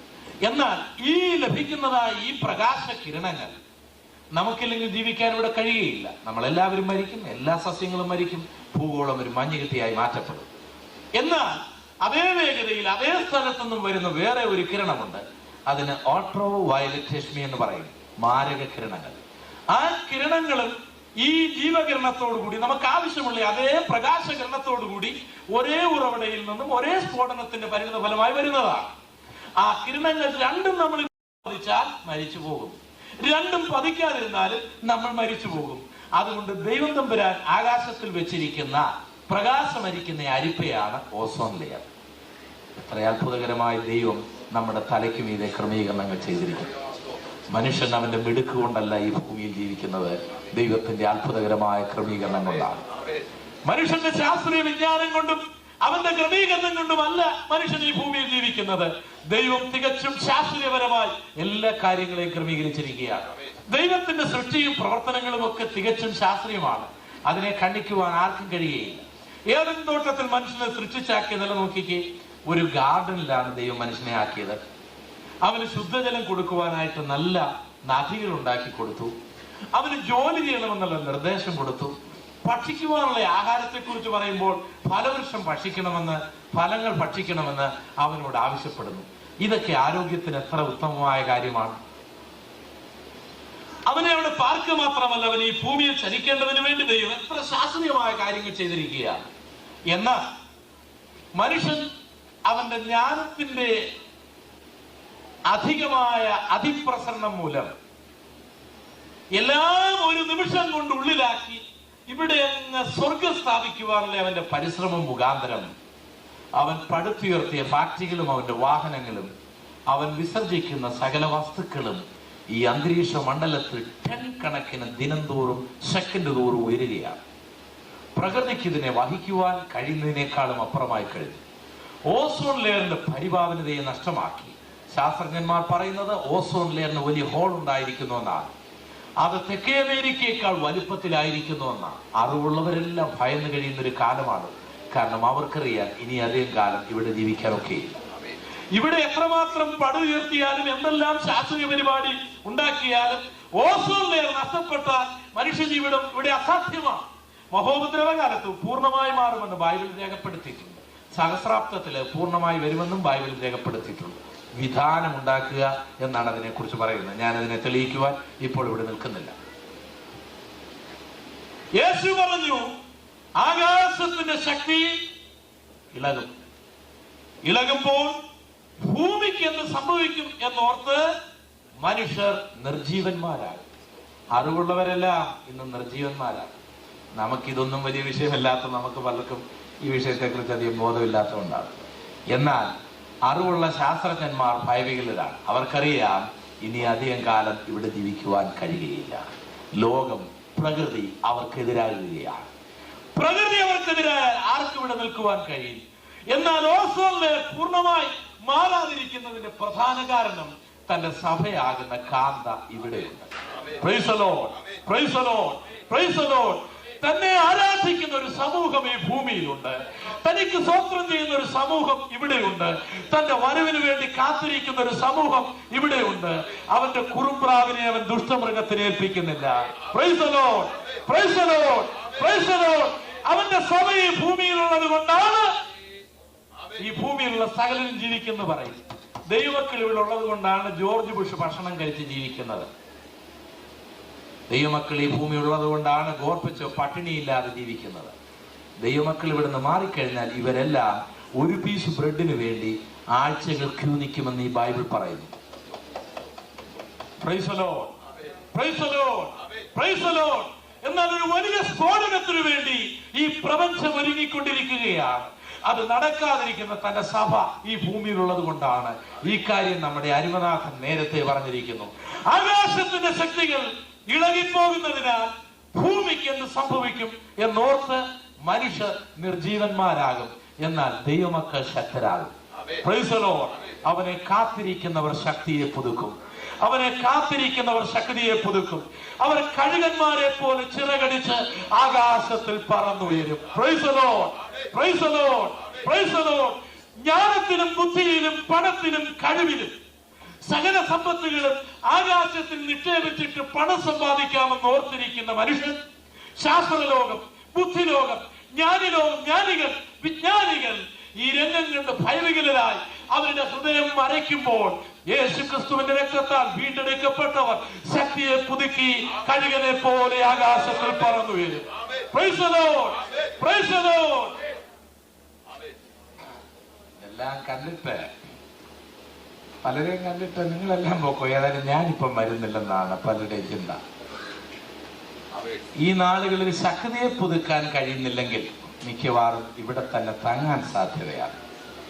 ഈ കോഴി, താറാവ്, പ്രാവ് ഇതെല്ലാം പക്ഷിവർഗത്തിൽപ്പെട്ടതാണെങ്കിലും കോഴിയമ്മച്ചിക്ക് അധികം പറക്കാനൊക്കെയില്ല. കാരണം വണ്ണം കൂടുതലായതുകൊണ്ട് ആഗ്രഹമുണ്ടെങ്കിലും പുള്ളിക്കാരി ഒന്നൊന്ന് കറങ്ങിയിട്ടങ്ങ് ഇടയ്ക്ക് 25 ദിവസമായിട്ട് ഒരു മുട്ടയൊക്കെ കൊടുക്കുകയും ഒരു കൊക്കരൊക്കെ വെക്കുമെങ്കിലും പക്ഷിവർഗത്തിലാണെങ്കിലും ആള് പോവുകയില്ല കേട്ടോ. താറാവും പക്ഷിവർഗത്തിലാണെങ്കിലും ഇവനും വെള്ളത്തിലൊക്കെ ഒന്ന് ഇറങ്ങുമെങ്കിലും ഇവൻ ഈ തല മാത്രമേ മുഖത്തുള്ളവൻ. അവൻ ഭയങ്കരനാണ്. അവൻ വെള്ളത്തിനകത്ത് കിടന്നാലും തല മാത്രമേ. അവന്റെ കാല് നോക്കിയാൽ അതെ ഒരു വേറുപാടുമില്ല. അത് എല്ലാ നഖങ്ങളും ഒന്നിച്ചിരിക്കുന്നതാണ്. അവനും ചിറകുണ്ടെങ്കിലും അവനും പറക്കാൻ സാധ്യതയില്ല. എന്നാൽ കർത്താവിന്റെ പ്രാവുണ്ട്. Praise the Lord, praise the Lord. ആ പ്രാവ് കർത്താവിന്റെ വരവിൽ എടുക്കപ്പെടും. Praise the Lord. ഈ നാളുകൾ ശക്തിയെ പുതുക്കി അവന്റെ വരവിൽ ആകാശവിധാനത്തിലേക്ക് പറന്നുയരുവാൻ ശാസ്ത്രലോകം ആകാശത്തിൽ വലിയ ലക്ഷ്യങ്ങൾ കണക്കൂട്ടി പണിയുമ്പോൾ, അത് തകർന്നു പോകുവാൻ ഒരുങ്ങുമ്പോൾ ദൈവമക്കൾ ആകാശത്തിലേക്ക് പറന്നു പോകുവാൻ സമയമാകുകയാണ്. ഈ സംഭവങ്ങളെല്ലാം നമ്മുടെ കർത്താവിന്റെ വരവിന്റെ ലക്ഷണങ്ങളാണ്. സമയം വളരെ കടന്നു പോകുന്നു. ഇന്ന് ലോകത്തിൽ നടക്കുന്ന സംഭവങ്ങൾ നമ്മുടെ കർത്താവിന്റെ വരവാണ്. 2 തിമോഥെയോസിന്റെ ലേഖനം 3-ാം അധ്യായത്തിന്റെ 1 മുതലുള്ള വാക്യങ്ങൾ നാം വായിക്കുകയാണെങ്കിൽ ഇന്ന് ഈ ലോകത്തിൽ നടക്കുന്ന സംഭവവികാസങ്ങൾ എല്ലാം തന്നെ യേശുവിന്റെ വരവിനെ വിളിച്ചറിയിക്കും. എന്തൊരു ദുഷ്ടലോകം, എന്ത് ഭീകരമായ കാര്യങ്ങൾ നടക്കുന്നു. കേവലം $1 വേണ്ടി കുത്തിക്കൊല്ലുന്നു, നിരപരാധികളെ അപമാനിക്കുന്നു. എന്തും ഈ അമേരിക്കയിൽ നടക്കുന്നു. ഇതെല്ലാം കാണുമ്പോൾ നമ്മൾ ഓർക്കും എന്ത് ലോകം. പക്ഷെങ്കിൽ 1000 വർഷങ്ങൾക്ക് മുൻപ് ഇങ്ങനെ നടക്കുമെന്ന് ബൈബിളിൽ രേഖപ്പെടുത്തിയിട്ടുണ്ട്. വായിക്കാം.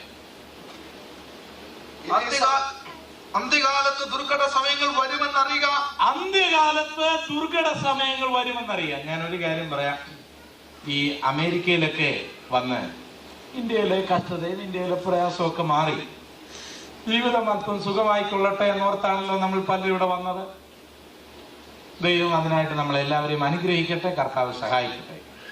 എന്നാൽ ഇത് ഇവിടെയും വളരെ സുഖമായിട്ട് ജീവിക്കാമെന്നൊന്നും ആരും കരുതരുത്. സംഗതി ആകപ്പാട് വഷളായിരിക്കുന്ന സമയമാണ്. പട പേടിച്ച് പന്തളത്തി എന്നപ്പോൾ അവിടെയും പന്തം കത്തിച്ചുകൊണ്ടുള്ള പടയെന്ന് ആരോ ഒരാൾ പറഞ്ഞതുപോലെ ഇന്ത്യയിൽ നിന്ന് വന്നവർ അതിനേക്കാൾ വലിയ പരിപാടി ഇവിടെ കാണാൻ പോവുകയാണ്. വായിക്കാം. മനുഷ്യർ സ്വസ്നേഹികളാണ് എന്ന് പറഞ്ഞാൽ അവന് മറ്റാരോട് സ്നേഹമില്ല. അവൻ $1 കിട്ടിയാൽ മതി. നമ്മെ അവന് വിഷയമല്ല. അവൻ കൊന്നാലും അവന് വിഷയമല്ല. അവൻ $1 മതി. മനുഷ്യൻ സ്വസ്നേഹിയാണ്. ഒരാൾ സ്വസ്നേഹിയായാൽ എന്ത് ചെയ്യാൻ കഴിയും? ആരോടും ഒരു കരുണയില്ലെങ്കിൽ എന്ത് ചെയ്യാൻ കഴിയും? സ്വസ്നേഹം, സ്വസ്നേഹികളും. അടുത്തത് ദ്രവ്യാഗ്രഹികൾ. ഇതുപോലെ മനുഷ്യന്റെ പണത്തോടുള്ള ആർത്തി, എത്ര കിട്ടിയാലും മനുഷ്യൻ അങ്ങോട്ട് തൃപ്തി വരാതെ വണ്ണം ആ മനുഷ്യന്റെ ആ വെപ്രാളം കണ്ടു കഴിഞ്ഞാൽ ഈ ബൈബിളിലെ പ്രവചനം നിറവേറുന്നത് എത്രയോ സത്യമാണ്. ദ്രവ്യാഗ്രഹികൾ, സ്വസ്നേഹികൾ, ദ്രവ്യാഗ്രഹികൾ. അടുത്തത് വമ്പ് പറയുന്നവർ. വമ്പ് പറയുന്നത് കേട്ട് കഴിഞ്ഞാൽ നമ്മളൊന്നും അങ്ങോട്ട് ഇടപെടാതെ പറയും. ഞങ്ങളുടെ ഉപ്പാപ്പന്റെ മകനല്ലേ കോട്ടയത്തെ കലക്ടറായിരിക്കും, അറിയാൻ മേലെ ചോദിക്കൊന്നും വേണ്ട. പിന്നെ പുള്ളിക്കാരിയുടെ അനിയത്തിയല്ലേ അവിടെ ഇപ്പം IAS പഠിച്ചുകൊണ്ടിരിക്കുകയാണ്. പിന്നെ ഈയിടെ ഞാൻ VPC ഇങ്ങനെ കണ്ടിരുന്നു. പുള്ളിക്കാരൻ എൻ്റെ വീട്ടിൽ വന്നിരുന്നു, എന്നെ വിളിക്കുകയൊക്കെ ചെയ്തിരുന്നു. പുള്ളി വന്നാൽ എൻ്റെ വീട്ടിൽ വരാതിരിക്കുകയല്ല. ആരാ? VPC. പിന്നെ ഒരാൾ എന്നോട് പറഞ്ഞതാണ്, എൻ്റെ അടുത്തിരുന്നുകൊണ്ട് ഒരാൾ പറഞ്ഞതാണ്, റെയ്ഗൻ പുള്ളി അമേരിക്കയിൽ ഇലക്ഷൻ പ്രചരണത്തിന് വേണ്ടി വിളിച്ചിരിക്കുന്നു ഇന്ത്യയിൽ. എൻ്റെ ദൈവമേ. പിന്നെ പുള്ളി അത് സ്റ്റേജിൽ ഞാൻ കണ്ടിട്ടില്ല. ഞങ്ങൾ ഒന്നിച്ച് പ്രസംഗിച്ചിട്ടുള്ളതാണ്. പുള്ളി എന്നോട് പറഞ്ഞു പുള്ളി എന്നെ ഒരു പ്രത്യേക രീതിയിലാണ് വിളിക്കുന്നത്. എന്നോട് പിള്ളേച്ച എന്നെ റെയ്ഗൻ വിളിച്ചിരിക്കുക എന്ന് പറഞ്ഞു. ഞാൻ പറഞ്ഞു എന്നാ സാറേ? പുള്ളി ഒരു ഓഫീസറൊക്കെ ആയിരുന്നു, ജോലിയൊക്കെ രാജിവെച്ച് സുവിശേഷം. റെയ്ഗൻ ഇലക്ഷൻ പ്രചരണത്തിന് എന്നെ വിളിച്ചിരിക്കുകയാണ് ഇന്ത്യയിൽ. എനിക്ക് ചിരിക്കണമെന്ന് തോന്നി, ഞാൻ ചിരിച്ചില്ല. പിന്നെ പുള്ളി ആദ്യം ഞാൻ സ്റ്റേജിൽ കണ്ടിട്ടില്ല. ഏതെല്ലാം നിലയിൽ മനുഷ്യൻ വമ്പ് പറയും. എന്നാൽ വീട്ടിലുള്ളൊരു കൂലിപ്പണിക്കാരനും കഴിവില്ലാത്തവനും ഇവൻ എൻ്റെ സഹോദരനാണെന്ന് പറയാൻ നമുക്ക് കഴിയുമോ?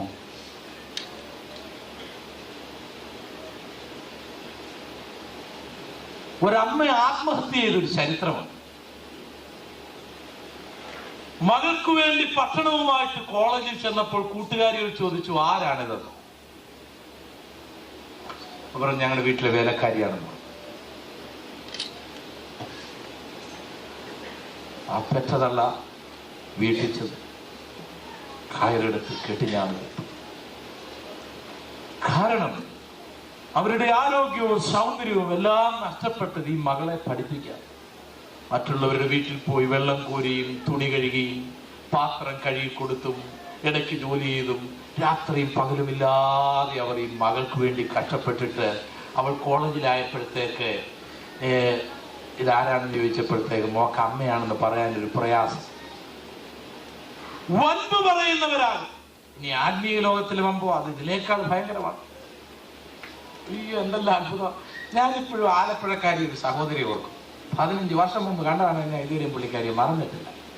ഒരു യോഗത്തിന് ഞാൻ ചെന്നതാണ്. എൻ്റെ അടുത്ത് ഓടി വന്നിട്ട് പറഞ്ഞു, എന്നോട് പറഞ്ഞു, ഞാനൊന്ന് പരിചയപ്പെടാമെന്ന് ചുമ്മാ അവതരിക്കുകയാണ്. എൻ്റെ അടുത്ത് വന്നത്, ദേവദാസനെ ഞാനേ ഒരു പ്രാർത്ഥന കണ്ടിട്ട് വരിക, ഇവിടെ ദൈവം അനുഗ്രഹിക്കട്ടെ,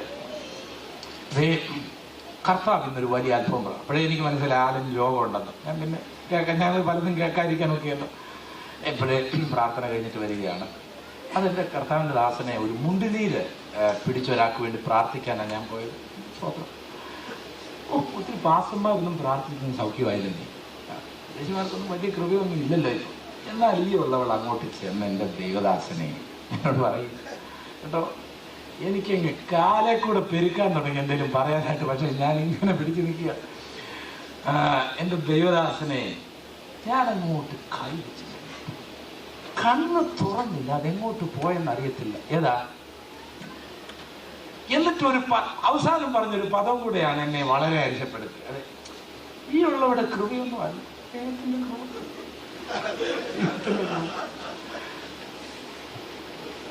എന്തെല്ലാം വൻപ് പറയുവാൻ മനുഷ്യൻ തയ്യാറാകും. വൻപ് പറയുന്നവരുണ്ടാകും. അടുത്തത് അഹങ്കാരികളുണ്ടാകും. അടുത്തത് ദൂഷകന്മാർ. അഹങ്കാരികൾ കാര്യം പറയണ്ടല്ലോ. അയ്യോ എന്റെ ദൈവമേ, ഈയിടെ ഒരാൾ പറഞ്ഞില്ല, നീ അധികം ഞാനൊന്നും വേണ്ട, ഇന്ത്യയിൽ നീ എങ്ങനെയാ ജീവിച്ചെന്ന് എനിക്കറിയാം എന്ന് പറഞ്ഞപ്പോൾ ആളൊന്ന് ഒതുങ്ങിയ കാര്യം ഞാൻ കേൾക്കുന്നുണ്ട്. ആ കഴിഞ്ഞ കാലങ്ങളെല്ലാം മറന്നിട്ട് ജോർജ് ബുഷ് ആണെന്നാണ് പലർക്കും തോന്നുന്നത്. മനുഷ്യൻ അഹങ്കാരികളാകുന്നു. അഹങ്കാരികളാണ്. അടുത്തത് അമ്മയപ്പന്മാരെ അനുസരിക്കാത്തവരും. അതിനിടയ്ക്ക് ഒരു പാർട്ടി വിട്ടല്ലോ, അഹങ്കാരികൾ. എനിക്ക് അതിനെ വിടാൻ നമുക്ക് പറ്റിയത്. ചിലർക്ക് എത്ര ക്ഷീണമുണ്ടെങ്കിലും പ്രാർത്ഥിക്കാനും ഒക്കെ ഉറക്കമുണ്ടെങ്കിലും രണ്ടുപേരുടെ കുറ്റം പറഞ്ഞില്ലേ ഉറക്കം വരിക. ആ കുഞ്ഞമ്മ നീ അറിഞ്ഞു ആ കാര്യം? എന്തുവാ നീ ഇതുവരെ അറിഞ്ഞില്ലേ? ഇങ്ങനെ അങ്ങ് തുടരുകയാണ്. ദൈവം തമ്പുരാൻ ഫോൺ തന്നിരിക്കുന്നത് കർത്താവിനെ മഹത്വപ്പെടുത്താൻ. ഇത് വെച്ചുകൊണ്ടുള്ള ആ പയറ്റിവിടെ നടക്കുന്ന കുറെ ഭയങ്കരമാണ്. എന്തെല്ലാം കാര്യങ്ങൾ കേൾക്കാം, എന്തെല്ലാം ദൂഷണങ്ങളാണ് അടിച്ചിറക്കുന്നത്. ഒരു ഭീകരനായൊരു മനുഷ്യൻ ഈയിടെ എൻ്റെ ഒരു കൂട്ടുകാരനെതിരായി ചെയ്തൊരു കഥ ഞാൻ നിങ്ങളോട് പറയാം. ഞാൻ പലയിടത്തും അത് പ്രസംഗിച്ചു. ആ സഹോദരന്റെ കല്യാണം ഉറച്ചു. തിങ്കളാഴ്ച ദിവസം കല്യാണം. അതിനുവേണ്ടിയുള്ള സാധനങ്ങളെല്ലാം വാങ്ങി. പത്തനംതിട്ടയിൽ വെച്ചാണ് കല്യാണം നടക്കേണ്ടത്. ഞായറാഴ്ച ദിവസം, ശനിയാഴ്ച ദിവസം ഒരു സ്നേഹിതൻ പെണ്ണിന്റെ വീട്ടിൽ ചെന്നു. നൈജീരിയക്കാരിയായ ഒരു നേഴ്സാണ് പെണ്ണ്. പറഞ്ഞു, ആ കല്യാണം എന്നാ ഒരാഴ്ച കല്യാണം, നാളെയാണ് നമ്മുടെ കല്യാണം. നല്ല അനുഗ്രഹിക്കപ്പെട്ടൊരു കല്യാണം കേട്ടോ. എനിക്ക് ആ പയ്യനെ അറിയാം. അവന് വളരെ ഭക്തനും വളരെ പ്രാർത്ഥിക്കുന്നത്. പിന്നെ ഗൾഫിൽ വെച്ച് 1-2 പ്രാവശ്യം മെന്റലായിട്ടുണ്ട്. ഇപ്പോഴാസുഖമൊന്നും ഉണ്ടെന്ന് തോന്നുന്നില്ല. ഇപ്പോഴാസുഖം ഉണ്ടെന്ന് തോന്നരുത്. 2 പ്രാവശ്യം ഉണ്ടായിട്ടുള്ളൂ. എന്നിട്ട് തീർന്നില്ല. പുള്ളി എന്നാലും നല്ലപോലെ പ്രാർത്ഥിക്കുകയൊക്കെ ചെയ്യും കേട്ടോ. വളരെ അസുഖമൊക്കെ മാറിയത്, കുഴപ്പമൊന്നുമില്ല. പിന്നെ ആ കൈയുടെ ഈ വിരലിനവിടെ ഈ കുഷ്ഠത്തിൻ്റെ അതുകൊണ്ടായി പുള്ളി കൈ ഇങ്ങനെ നിവർത്തിട്ടിരിക്കുന്നത്. അത് പടരുന്നാണെന്നൊന്നും തോന്നുന്നില്ല. എൻ്റെ ദൈവമേ, ആ കല്യാണം നടന്നില്ല. മനുഷ്യൻ വിതയ്ക്കുന്നതെല്ലാം കൊയ്യും എന്നുള്ളതിൽ സംശയം. എന്നാലും ദൂഷണം പറയുന്ന പരിപാടി ആർക്കും ഭൂഷണമല്ല. അതാർക്കും ഒരു നന്മയും ചെയ്തിട്ട്. Price the Lord. ദൈവമായ കർത്താവേ, നീ എൻ്റെ അധരത്തിനൊരു കാവൽക്കാരനെ നിർത്തി കാക്കുമാറാകണമേ എന്ന് നമുക്ക് അപേക്ഷിക്കാം. ദൂഷണം പറയുന്നവർ. അടുത്തത് അമ്മയപ്പന്മാരെ അനുസരിക്കാത്തവരും. അമ്മയപ്പന്മാരെ അനുസരിക്കാത്തവർ.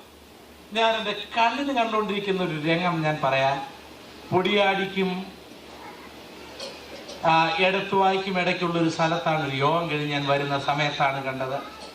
ഒരു ഉദ്ദേശം ഒരു 90 വയസ്സുള്ള ഒരു അമ്മയെ ഒരുത്തൻ കാലെ പിടിച്ച് നടയെന്നിങ്ങനെ വലിച്ചിറക്കി വഴിയിലിടും.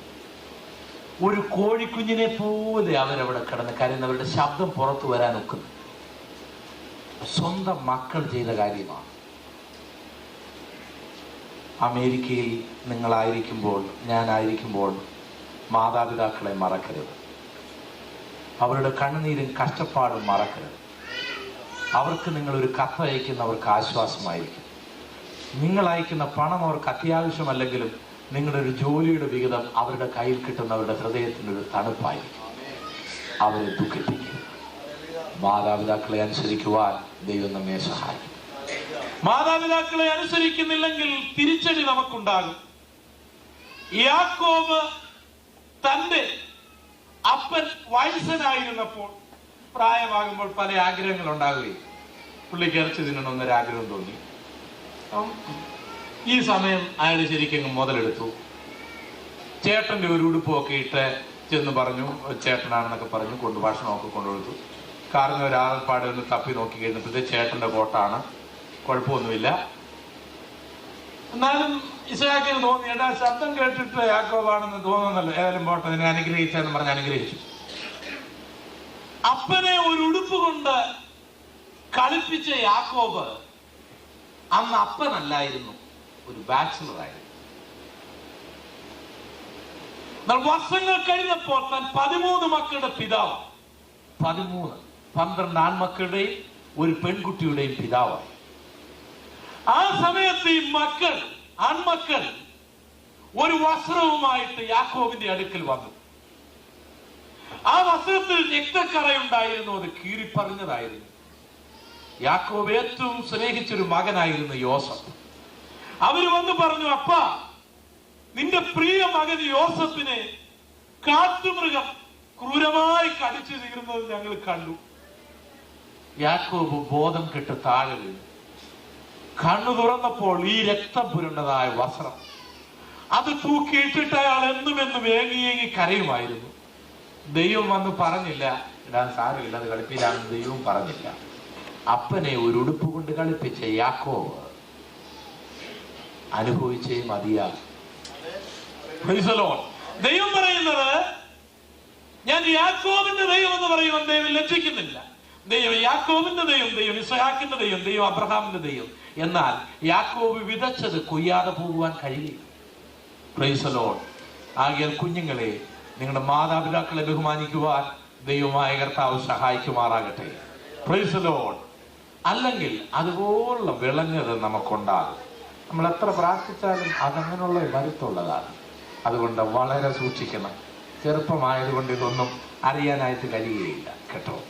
നിങ്ങൾക്ക് കുഞ്ഞുങ്ങളുള്ളവർക്കറിയാം എത്ര കഷ്ടപ്പെട്ടാണ് ഓരോന്നിനെ വളർത്തിക്കൊണ്ടുവരുന്നത്. മറക്കരുത്. അന്ധകാരത്തിന്റെ ലക്ഷണങ്ങളിൽ ഒന്നാണ് മാതാപിതാക്കളെ ബഹുമാനിക്കാത്തവർ ഉണ്ടാകും. അടുത്തത് നന്ദി കെട്ടവരുണ്ടാകും. ആ കാര്യം പിന്നെ പറയണ്ടല്ലോ. ആർക്കെങ്കിലും എന്തെങ്കിലും കൂടുതൽ സഹായിച്ചാൽ ഓർത്തോണം, നിശ്ചയമായിട്ട് നീ ദുഃഖിക്കേണ്ടി വരും കേട്ടോ. അതിൽ യാതൊരു സംശയമില്ലാത്ത കാര്യമാണ് ഈ അന്ത്യകാലത്ത് നന്ദി കെട്ടൽ.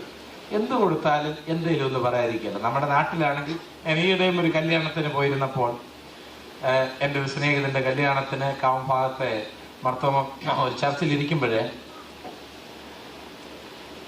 വളരെ വിഭവസമൃദ്ധമായ ഭക്ഷണമായിരുന്നു. എൻ്റെ അടുത്തിരുന്ന ഒരാൾ പറയുന്നത് ഞാൻ കേട്ടു, ഇവന്മാർ ഇത്രയൊക്കെ ഉണ്ടായിരുന്നു, ചാലും അച്ചാറും കൂടെ ഉണ്ടാക്കരുതായിരുന്നു.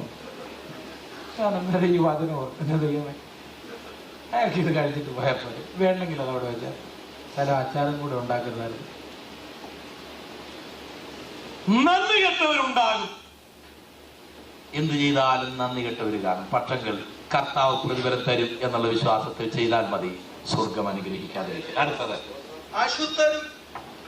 അശുദ്ധരുടെ കാര്യം പിന്നെ അമേരിക്ക പറയുന്നൊന്നും വേണ്ടല്ലോ, ഇല്ലേ? വിശുദ്ധരുണ്ടോ എന്നുള്ളതിലാണ് സംശയം. അശുദ്ധർ ഏത് അശുദ്ധിയും ചെയ്യാൻ, എന്ത് പരിപാടിയും ചെയ്യാൻ ഇവിടെ യാതൊരു മടിയും ആൾക്കാർക്കില്ല.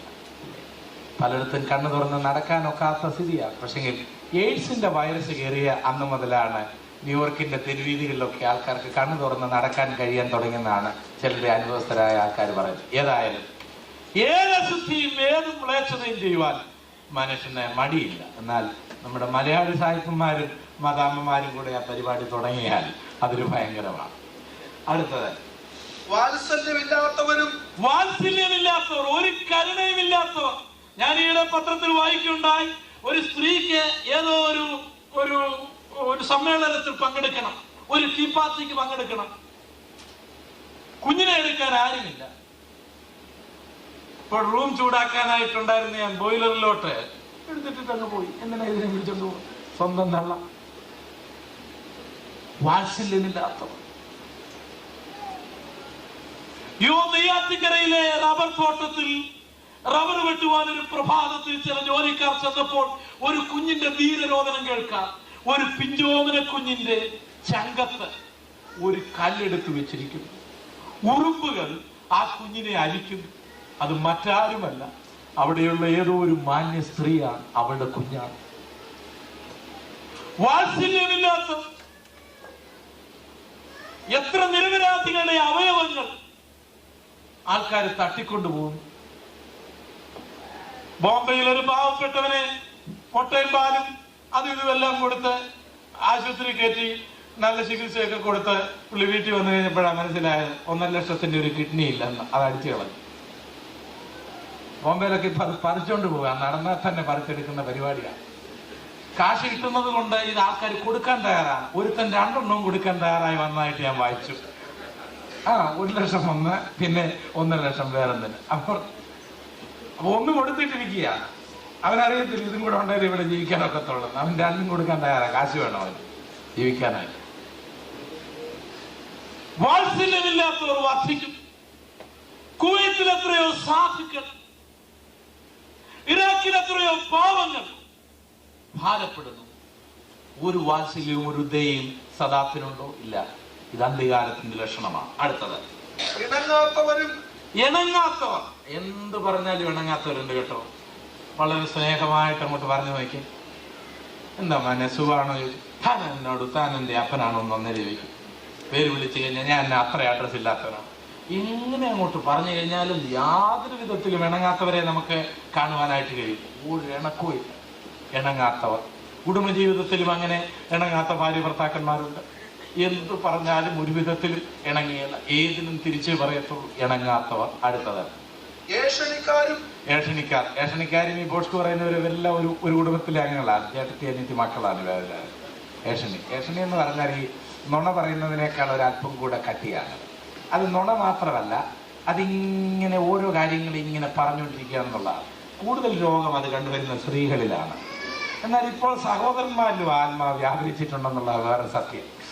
ഇത് മിക്കവാറും ഏഷണി ഇങ്ങനെ കൂടിക്കൊണ്ടിരിക്കുന്ന സമയം. അടുത്തത് അജിതേന്ദ്രിയന്മാർ. അതിനെ കുറിച്ച് ഞാൻ ഇനിയും പഠിക്കേണ്ടിയിരിക്കുന്നു. അടുത്തത് ഉഗ്രന്മാർ. ഇപ്പോൾ പഞ്ചാബിലേക്കുള്ള ആ ഭീകരവാദികളെ ഉഗ്രവാദികൾ എന്നാണ് വിളിക്കുന്നത്. ഉഗ്രന്മാർ. ഭയങ്കര ഉഗ്രന്മാരെ നമ്മൾ എവിടെയും കണ്ടെത്തുവാനായിട്ട് ഉഗ്രന്മാർ. അടുത്തത് സൽഗുണദോഷികൾ. എല്ലാ ഗുണത്തെയും ദോഷിക്കുക എന്നുള്ള പരിപാടി. എല്ലാ ഗുണത്തെയും. സ്കൂളിൽ പ്രാർത്ഥന നടത്തരുത്, ആത്മീയ കാര്യം നടക്കരുത്. ഏതും നല്ല കാര്യമുണ്ടോ അതിനെല്ലാം എതിരായിട്ട് ഇവരുണ്ടായിരിക്കും മുൻപിൽ. നല്ല കാര്യം അല്ലാത്ത കാര്യത്തിനെല്ലാം മുൻപിൽ കടന്നു വരുവാനായിട്ട്. അമേരിക്കയിൽ തന്നെ സ്കൂളുകളിൽ പ്രാർത്ഥിക്കുന്നതിനെയൊക്കെ നിരോധിക്കുവാനായിട്ട് ജീവിതങ്ങൾ എഴുന്നേറ്റു. എല്ലാ സൽഗുണങ്ങളുടെയും ദ്വേഷികൾ ഉണ്ടാകും. അടുത്തത് ഒരു യോഗം നടന്നാൽ തന്നെ ഈ ബ്രദർ വരുന്ന ആഴ്ച ക്യൂൻസിലെ ഒരു യോഗം നടത്തുവാൻ ആഗ്രഹിക്കുന്നു. അപ്പോൾ തന്നെ വിളിച്ച് ചിലർ ചോദിച്ചു എന്ന് പറഞ്ഞു കേട്ടു. എന്നും ഈ യോഗം തന്നെയാ. അപ്പോൾ എല്ലാ സൽഗുണങ്ങളെയും എന്ത് ചെയ്യും? ദോഷിക്കുന്നവരെ കാണുവാനായിട്ട്.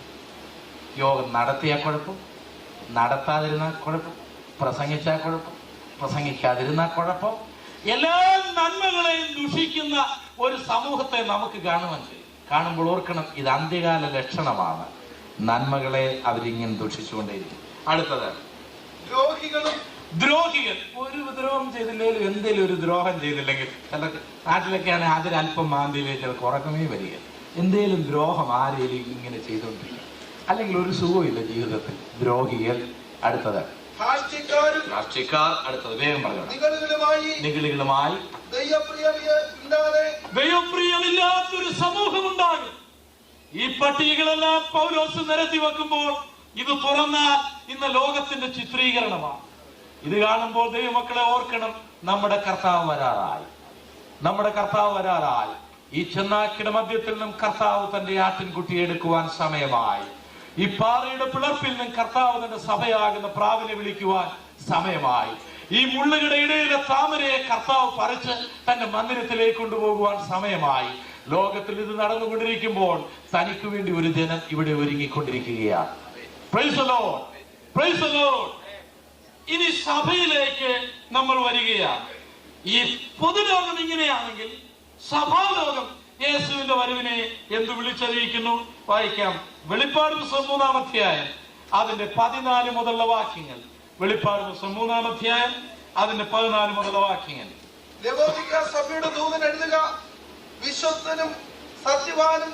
വെളിപ്പാട് പുസ്തകം 2-3 അധ്യായങ്ങൾ 7 സഭകളുടെ ചരിത്രമാണ്. എഫസോസ്, സ്മുർന, പെർഗമോസ്, തുയതൈര തുടങ്ങിയ, ഫിലദൽഫിയ, ലവോദിക്കിയ, സർദീസ് തുടങ്ങിയ 7 ലോക്കൽ ചർച്ചുകളെ കുറിച്ച് രേഖപ്പെടുത്തിയിരിക്കുന്നതാണ്. ഇത് ഈ ലേഖനം രേഖപ്പെടുത്തുന്ന കാലത്ത് നിലവിലുണ്ടായിരുന്ന 7 ചർച്ചസുകളായിരുന്നു. അതിൽ എഫസോസിന്റെ പാസ്സായിരുന്നു വിശുദ്ധ യോഹന്നാൻ. എന്നാൽ എന്തുകൊണ്ടാണ് ഈ 7 സഭകളെ വെളിപ്പാട് പുസ്തകത്തിൽ ദൈവം രേഖപ്പെടുത്തിയിരിക്കുന്നത്? അന്ന് ഏതാണ്ട് 10 സഭകളിലധികം അതിന് ചുറ്റുപാട് തന്നെ ഉണ്ടായിരുന്നു. ഈ 7 സഭകളെ ദൈവം തിരഞ്ഞെടുക്കുവാനായിട്ട് 3 കാരണങ്ങളുണ്ട്. ഒന്ന്, ഈ 7 സഭകൾ അന്ന് നിലവിലുള്ളതും അവർക്ക് ആവശ്യമുള്ള ദൂതുമായിരുന്നു. 2, സഭായുഗത്തിലെ അഥവാ പരിശുദ്ധാത്മാവ് മർക്കോസിന്റെ മാളിക മുറിയിൽ ഇറങ്ങി വന്ന് സഭ സ്ഥാപിച്ചതു മുതൽ സഭ ഭൂമിയിൽ നിന്നും ആകാശത്തിൽ അരുമനാഥനെ എതിരേൽക്കുവാൻ എടുക്കപ്പെടുന്നവരെയുള്ള കാലത്തിന് സഭായുഗം അഥവാ കൃപായുഗം എന്ന് പറയും. ആ കാലഘട്ടത്തിലെ സഭയോടുള്ള പൊതുദൂത് ഇതിലുള്ളത് കൊണ്ടാണ് ഇത് രേഖപ്പെടുത്തിയിരിക്കുന്നത്. മൂന്നാമതായിട്ട്, ഈ സഭായുഗത്തെ 7 പീരീഡുകളായി ചിത്രീകരിക്കുവാൻ കഴിയും. അതിൽ 7ാമത്തെ പീരീഡ് അഥവാ സഭായുഗത്തിന്റെ അവസാനത്തെ പീരീഡ് ഞാനും നിങ്ങളും പാർക്കുന്ന പീരീഡാണ് ലവോദിക്കിയ പീരീഡ് എന്ന് പറയുന്നത്.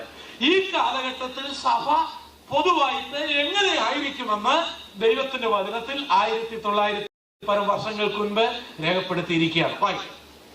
വിശ്വസ്തനും സത്യവാനുമായ സാക്ഷിയായ ദൈവസൃഷ്ടിയുടെ ആരംഭമായ ആമേൻ എന്നുള്ളവൻ അരുളി ചെയ്യുന്നത്, ഞാൻ നിന്റെ പ്രവൃത്തി അറിയുന്നു, നീ ഉഷ്ണവാനല്ല, നീ ഉഷ്ണവാനല്ല, അടുത്തത് ശീതവാനുമല്ല എന്ന് പറഞ്ഞാൽ എന്താണ്? അത്ര ചക്കിയല്ല, അത്ര കണ്ടനുമല്ല, കുതിരയല്ല, കഴുതയല്ല, ചൂടുവെള്ളമല്ല, പച്ചവെള്ളവുമല്ല, വാട്ടവെള്ളമാണ്. ക്രിസ്ത്യാനിയാണോ? അതെ. ആണോ എന്നൊന്നോട് ഉറപ്പിച്ച് പറഞ്ഞു കഴിഞ്ഞാൽ സംശയം. രക്ഷിക്കപ്പെട്ടതാണോ? കുഴപ്പമൊന്നുമില്ല, കുഴപ്പമൊന്നുമില്ല. ഇത് ഒരു കല്യാണാലോചന നടന്നപ്പോൾ വളരെ രസകരമായ ഒരു കാര്യം സംഭവിച്ചു. ചെറുക്കന്റെ വീട്ടുകാർ ചോദിച്ചു, പെണ്ണ് രക്ഷിക്കപ്പെട്ടതാണോ? കുഴപ്പമൊന്നുമില്ല, അവള് BC നേഴ്സാണ്, അവള് ജോലി കിട്ടാനായിട്ടുള്ള സാധ്യത. അല്ല, അവൾ സ്നാനപ്പെട്ടതാണ്. അതിനൊന്നും എന്റെ മകളെ മടിക്കുകയില്ല. ഏതാ? സ്നാനപ്പെടാനും വേണമെങ്കിൽ എന്ത് ചെയ്യത്തില്ല. രക്ഷിക്കപ്പെട്ടതാണോ ചോദിച്ചപ്പോൾ മറുപടി BSc നേഴ്സാണ്.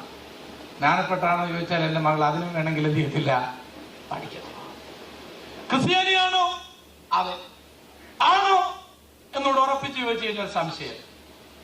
രക്ഷിക്കപ്പെട്ടു ക്രിസ്തു.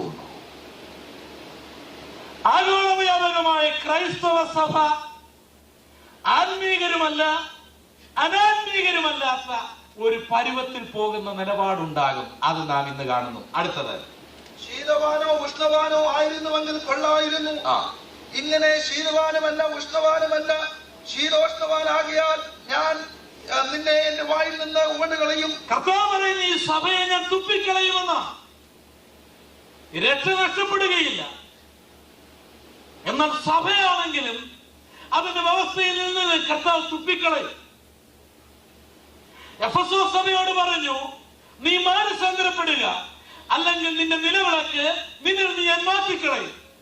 പൗലോസ് ശുശ്രൂഷിച്ച, പൗലോസ് സ്ഥാപിച്ച എഫെസോസ് സഭ മാനസാന്തരപ്പെട്ടില്ല. തന്മൂലം ഇന്ന് എഫെസോസിൽ ചെന്നാൽ, ടർക്കിയിൽ ചെന്നാൽ അവിടെ ഒരു ക്രിസ്ത്യ സഭയും ഇല്ല. ഒരു ക്രിസ്ത്യാനി ഇന്നില്ല. ദൈവം മാറ്റിക്കളയും. ലവോദിക്ക സഭയോട് പറയുകയാണ്, ഞാൻ ഉമിണ്ടുകളയും. സ്നേഹിത, നമ്മുടെ ആത്മീയ ജീവിതം എങ്ങനെ ഇരിക്കുന്നു? ഒന്നെങ്കിൽ ശീതവാനായിരിക്കുക, അല്ലെങ്കിൽ ഉഷ്ണവാനായിരിക്കുക. എന്നിട്ട് ഈ സഭ എന്തൊക്കെയാണ് ക്ലെയിം ചെയ്യുന്നത് നോക്കാം. വായിക്കുന്നു. ഞാൻ ധനവാൻ, സഭ പറയുന്നത് ഞാൻ ധനവാൻ, സമ്പന്നനായിരിക്കുന്നു, എനിക്കൊന്നിനും മുട്ടില്ല എന്ന് പറഞ്ഞുകൊണ്ട്. അപ്പോൾ ഇതെല്ലാം പറയുമ്പോൾ പറയാണ്, ഞാൻ സമ്പന്നനായിരിക്കുന്നു, എനിക്കൊന്നിനും മുട്ടില്ല, ഞാൻ ധനവാനായിരിക്കുന്നു. ഇന്നത്തെ ക്രൈസ്തവ ലോകത്തിന് ഇതല്ലേ പറയുവാനുള്ളത്? ഞങ്ങൾക്ക് ഇന്നതുണ്ട്, ഞങ്ങൾക്ക് അതുണ്ട്, ഞങ്ങൾക്ക് ഇതുണ്ട്, ഞങ്ങൾക്ക് ഒരു കുറവുമില്ല, പഴയ കഷ്ടതകളില്ല, എല്ലാം ഞങ്ങൾക്കായിരിക്കുന്നു. പക്ഷെങ്കിൽ കർത്താവ് പറയുന്നത് എന്താണെന്ന് നോക്കൂ. നീ നിർഭാഗ്യവാനും അരിഷ്ടനും ദരിദ്രനും കുരുടനും നഗ്നനും എന്നറിയാതിരിക്കുന്നു. ഏറ്റവും ഭീകരമായ കാര്യം ഇവൻ നഗ്നനാണെന്നുള്ള കാര്യം അറിയുന്നില്ലെന്നുള്ളതാണ്. അവൻ ദരിദ്രനാണ്. കർത്താവിന്റെ കാഴ്ചപ്പാട്, കർത്താവിന്റെ കാഴ്ചപ്പാടിൽ എത്രമാത്രം ഡോളർ ഇവനുണ്ട്, എത്ര മനോഹരമായ കാറുണ്ട്, എത്ര വലിയ വീടുണ്ട്, എത്ര വലിയ ചർച്ച് ബിൽഡിംഗ് ഉണ്ട് എന്നുള്ളതല്ല. കർത്താവ് നോക്കുന്നത് അതിൽ ആരാധിക്കുന്ന ജീവിതങ്ങളെയാണ്. അവന്റെ നോട്ടത്തിൽ ജീവിതങ്ങൾ ദരിദ്രരാണ്, കുരുടരാണ്, അരിഷ്ടരാണ്, നിർഭാഗ്യവാനാണ്. നിർഭാഗ്യവാൻ എന്ന് പറഞ്ഞാൽ കർത്താവിന്റെ വരവിൽ എടുക്കപ്പെട്ട് സ്വർഗീയ അനുഭവങ്ങളെല്ലാം പ്രാപിക്കുവാൻ ദൈവം വാഗ്ദത്തം കൊടുത്ത ഇവന് അതെല്ലാം നഷ്ടമായി ഇവൻ നരകത്തിൽ പോകുന്നു എന്നുള്ളതാണ്.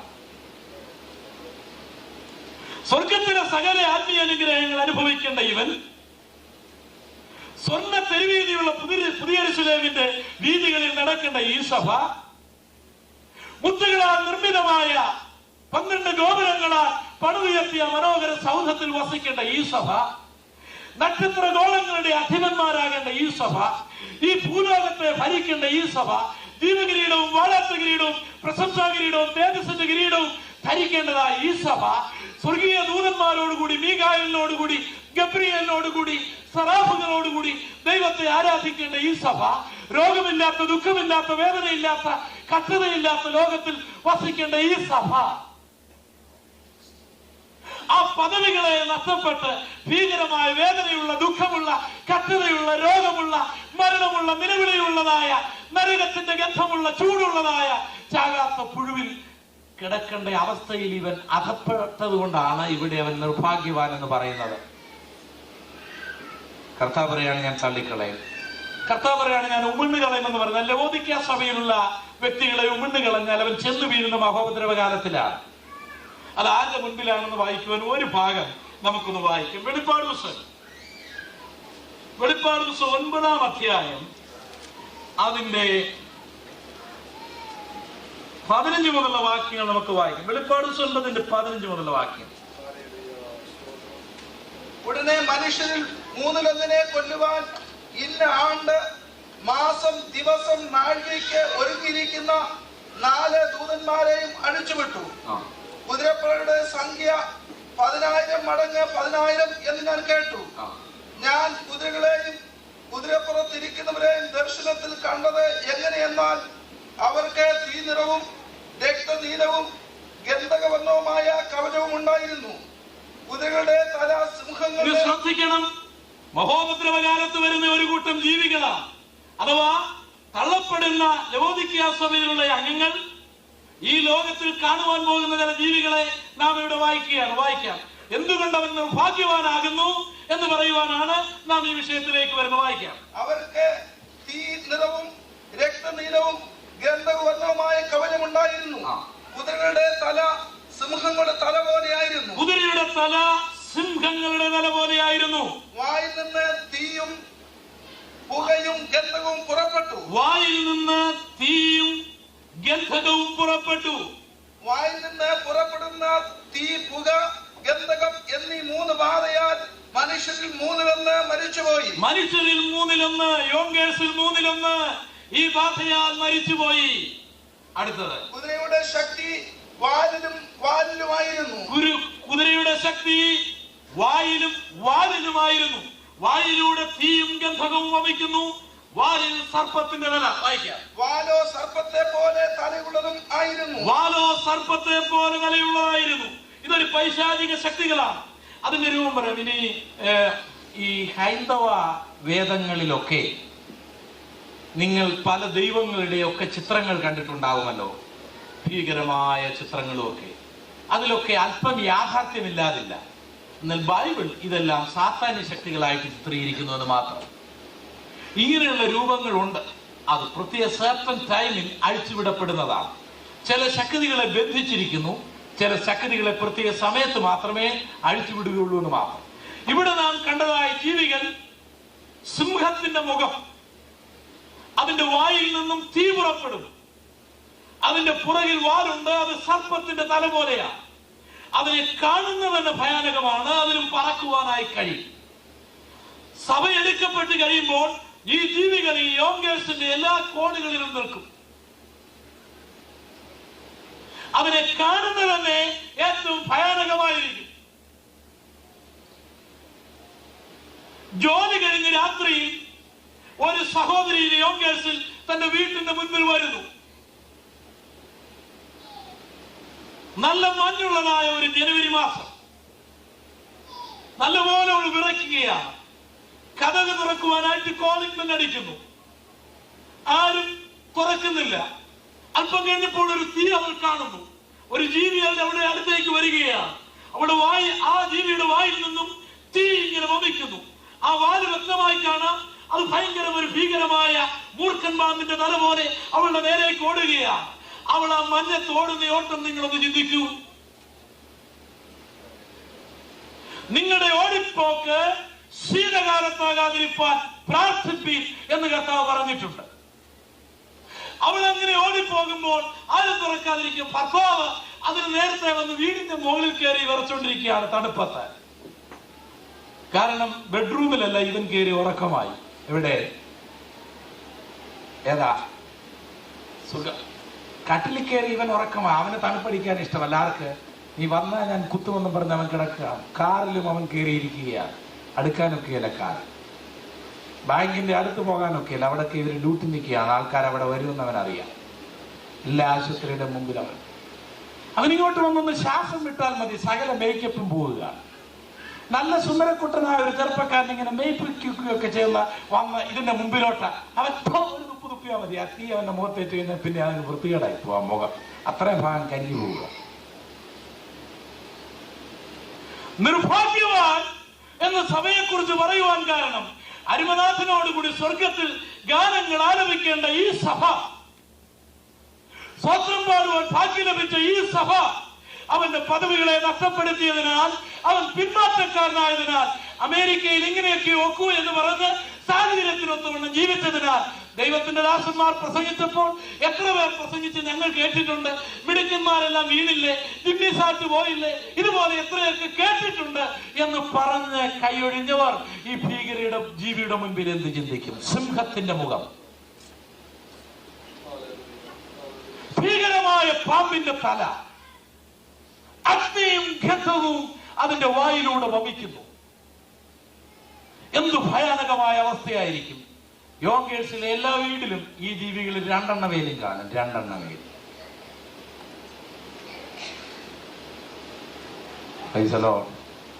എന്നെ പിടിച്ച് തൊടലിലാക്കാമെന്നൊന്നും ഓർക്കാനൊക്കില്ല. അവന് ഈ മൂക്ക് ഇങ്ങനെ ഒരു അടി വെച്ചാൽ മതി, അത്രയും ഭാഗം ഉരുകിപ്പോ. നിർഭാഗ്യവാനായിരിക്കും. എന്തൊരു ഭയങ്കരമാണ്.